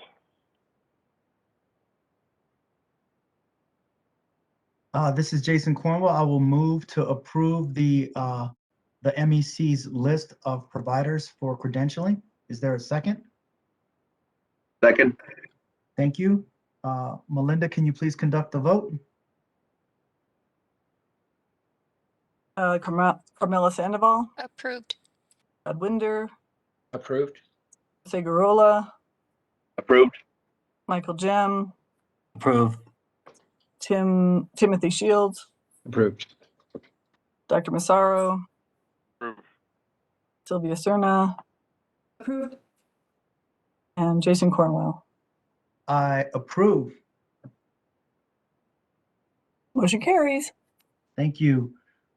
Also, so that was 12A, approval of credentials and privileges.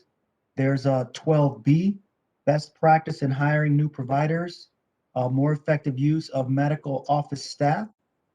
Dr. Massaro, would you like to lead the discussion on that item? I would, yes. We are very fortunate that we have an excellent medical staff office. I say that having nothing to, I inherited this when I took the role of Chief Medical Officer, but I think it's reinforced constantly as we go through accreditation procedures. The reviewers are always impressed by the efficiency and effectiveness of our medical staff office. My sense is, however, that some of the facilities don't get the maximum advantage of having an excellent medical staff office because they don't use the team as quickly and as early in the employment process as they should.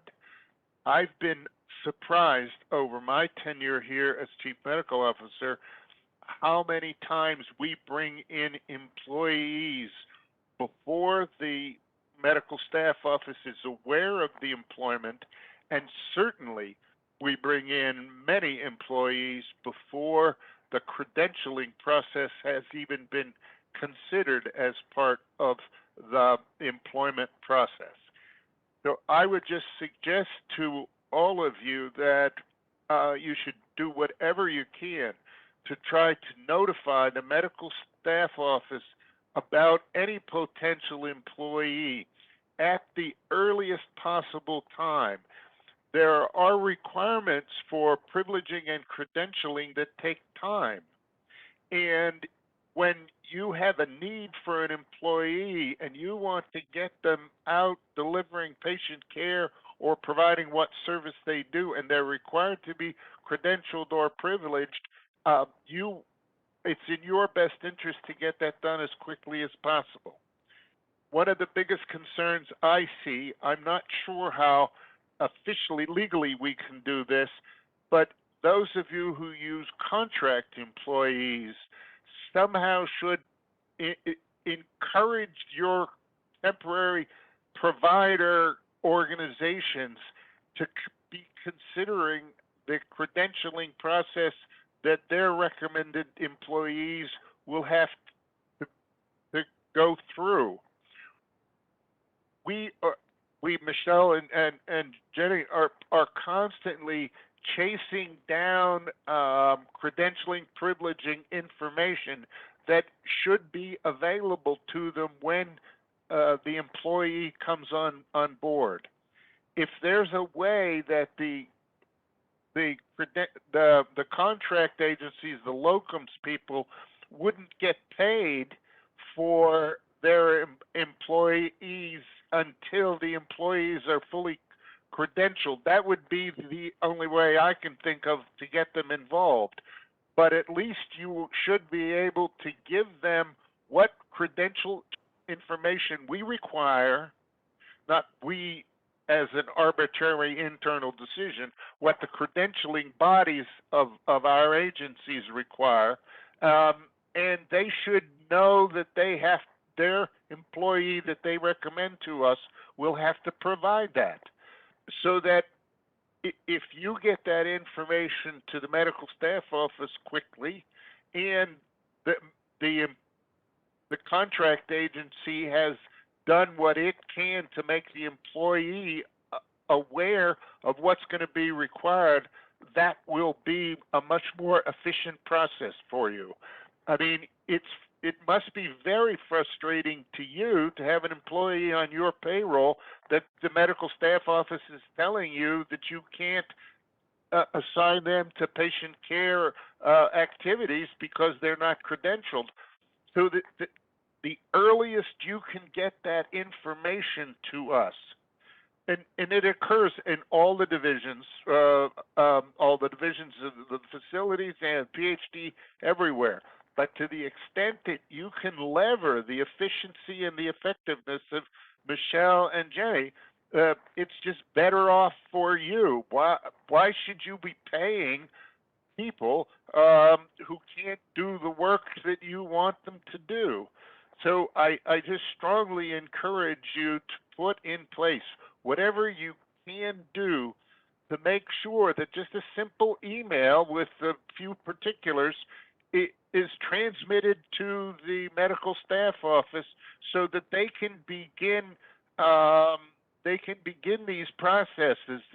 This generally takes a good medical staff office 2 months to get these things done. Why should you be paying for someone for that amount of time when they can't be delivering care? So try to lever the quality of the service that you have there in the medical staff office, and let them know as quickly as possible, as soon as it's a twinkle in your eye that you might be hiring someone, if they can begin the processes, looking for previous employment, checking licenses, all of those things, it makes your system a whole lot more efficient. And then you'll come to realize how fortunate we are to have the excellence in the medical staff office. And again, I have nothing, I am in awe of it most of the time, the way they respond. But you should take full benefit of it. And thank you very much. Thank you, Dr. Massaro. Thank you for that. Directors, yes, please heed that sage advice because it just makes good sense, right? Fiscal sense and quality sense in terms of the care that we deliver for the people in our charge. All right. Any questions for Dr. Massaro before we press on?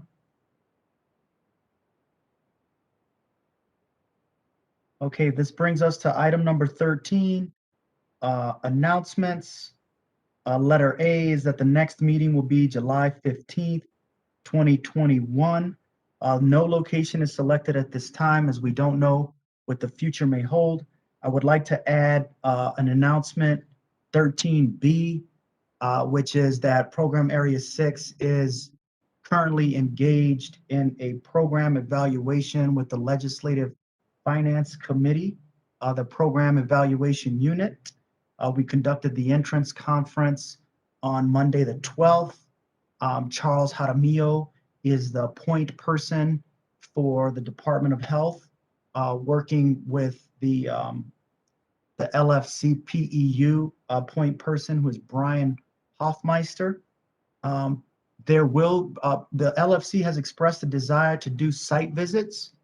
I think that is always good so that they can really understand the challenges that we face in operating the program, and it really puts it just humanizes and makes it that much more real for our partners at the LFC to understand the challenges of our operating environments.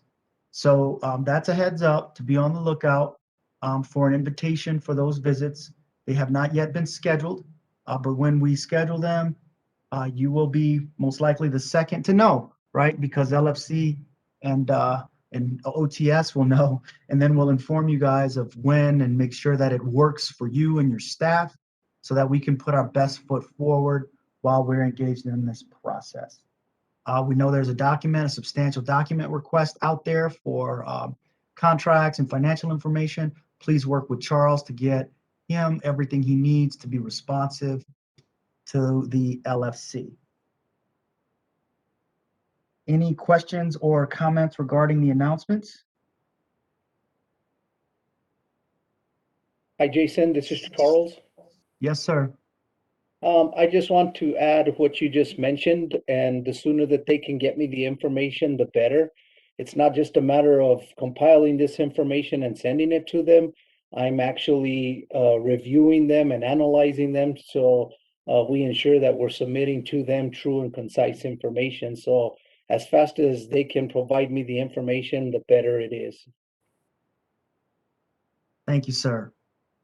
Yes, please, everyone, double time. Let's get the information so that we can review it before it is transmitted to the LFC PEU. All right, moving on to item number 14 on the agenda. This is open comments from the public. ITSD, do we have any members from the public on the line that would like to make a comment? I do not see any members from the public on this call. Thank you very much. Okay, Roman numeral number 5 is an adjournment to closed executive session. Does any director need to adjourn the public meeting and enter into closed executive session?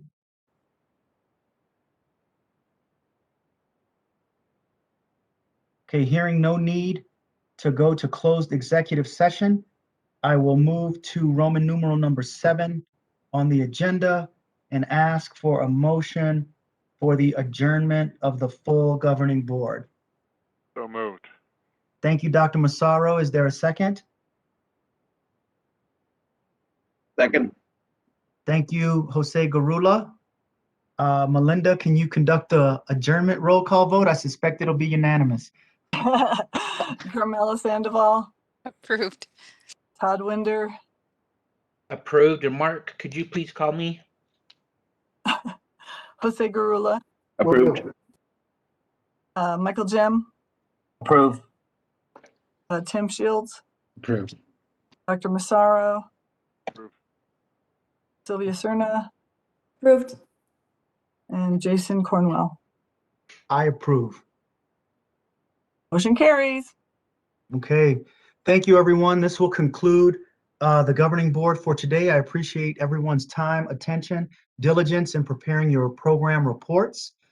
We are emerging from a very difficult period, but we are positioned to do, to get not only just get back on track, but to do really great things for the state of New Mexico moving forward. You can see from the program reports, our licensing and accreditation at all programs is on point. From the financial report, we are looking at a small deficit, but given the headwind that we faced this year, man, that's something to be, there's something to be said for your leadership. There's always room to improve. Let's continue to engage in the plan, do, check, act. Let's make our programs better for our staff and the individuals that we support. And I thank each and every one of you for your participation today and your ongoing stewardship of the programs that are in your charge. These things don't happen by accident. They happen from the good, hard, consistent work that each of you put in leading your areas. So I just want to say on behalf of the Office of the Secretary, it is much, much appreciated. So thank you all very much. We're adjourning 32 minutes early today. That's also, probably a first. But thank you all. Have a great, great day. Talk to you later. Bye-bye. Bye-bye. Thank you. Thank you. Thank you. Thank you. Thank you.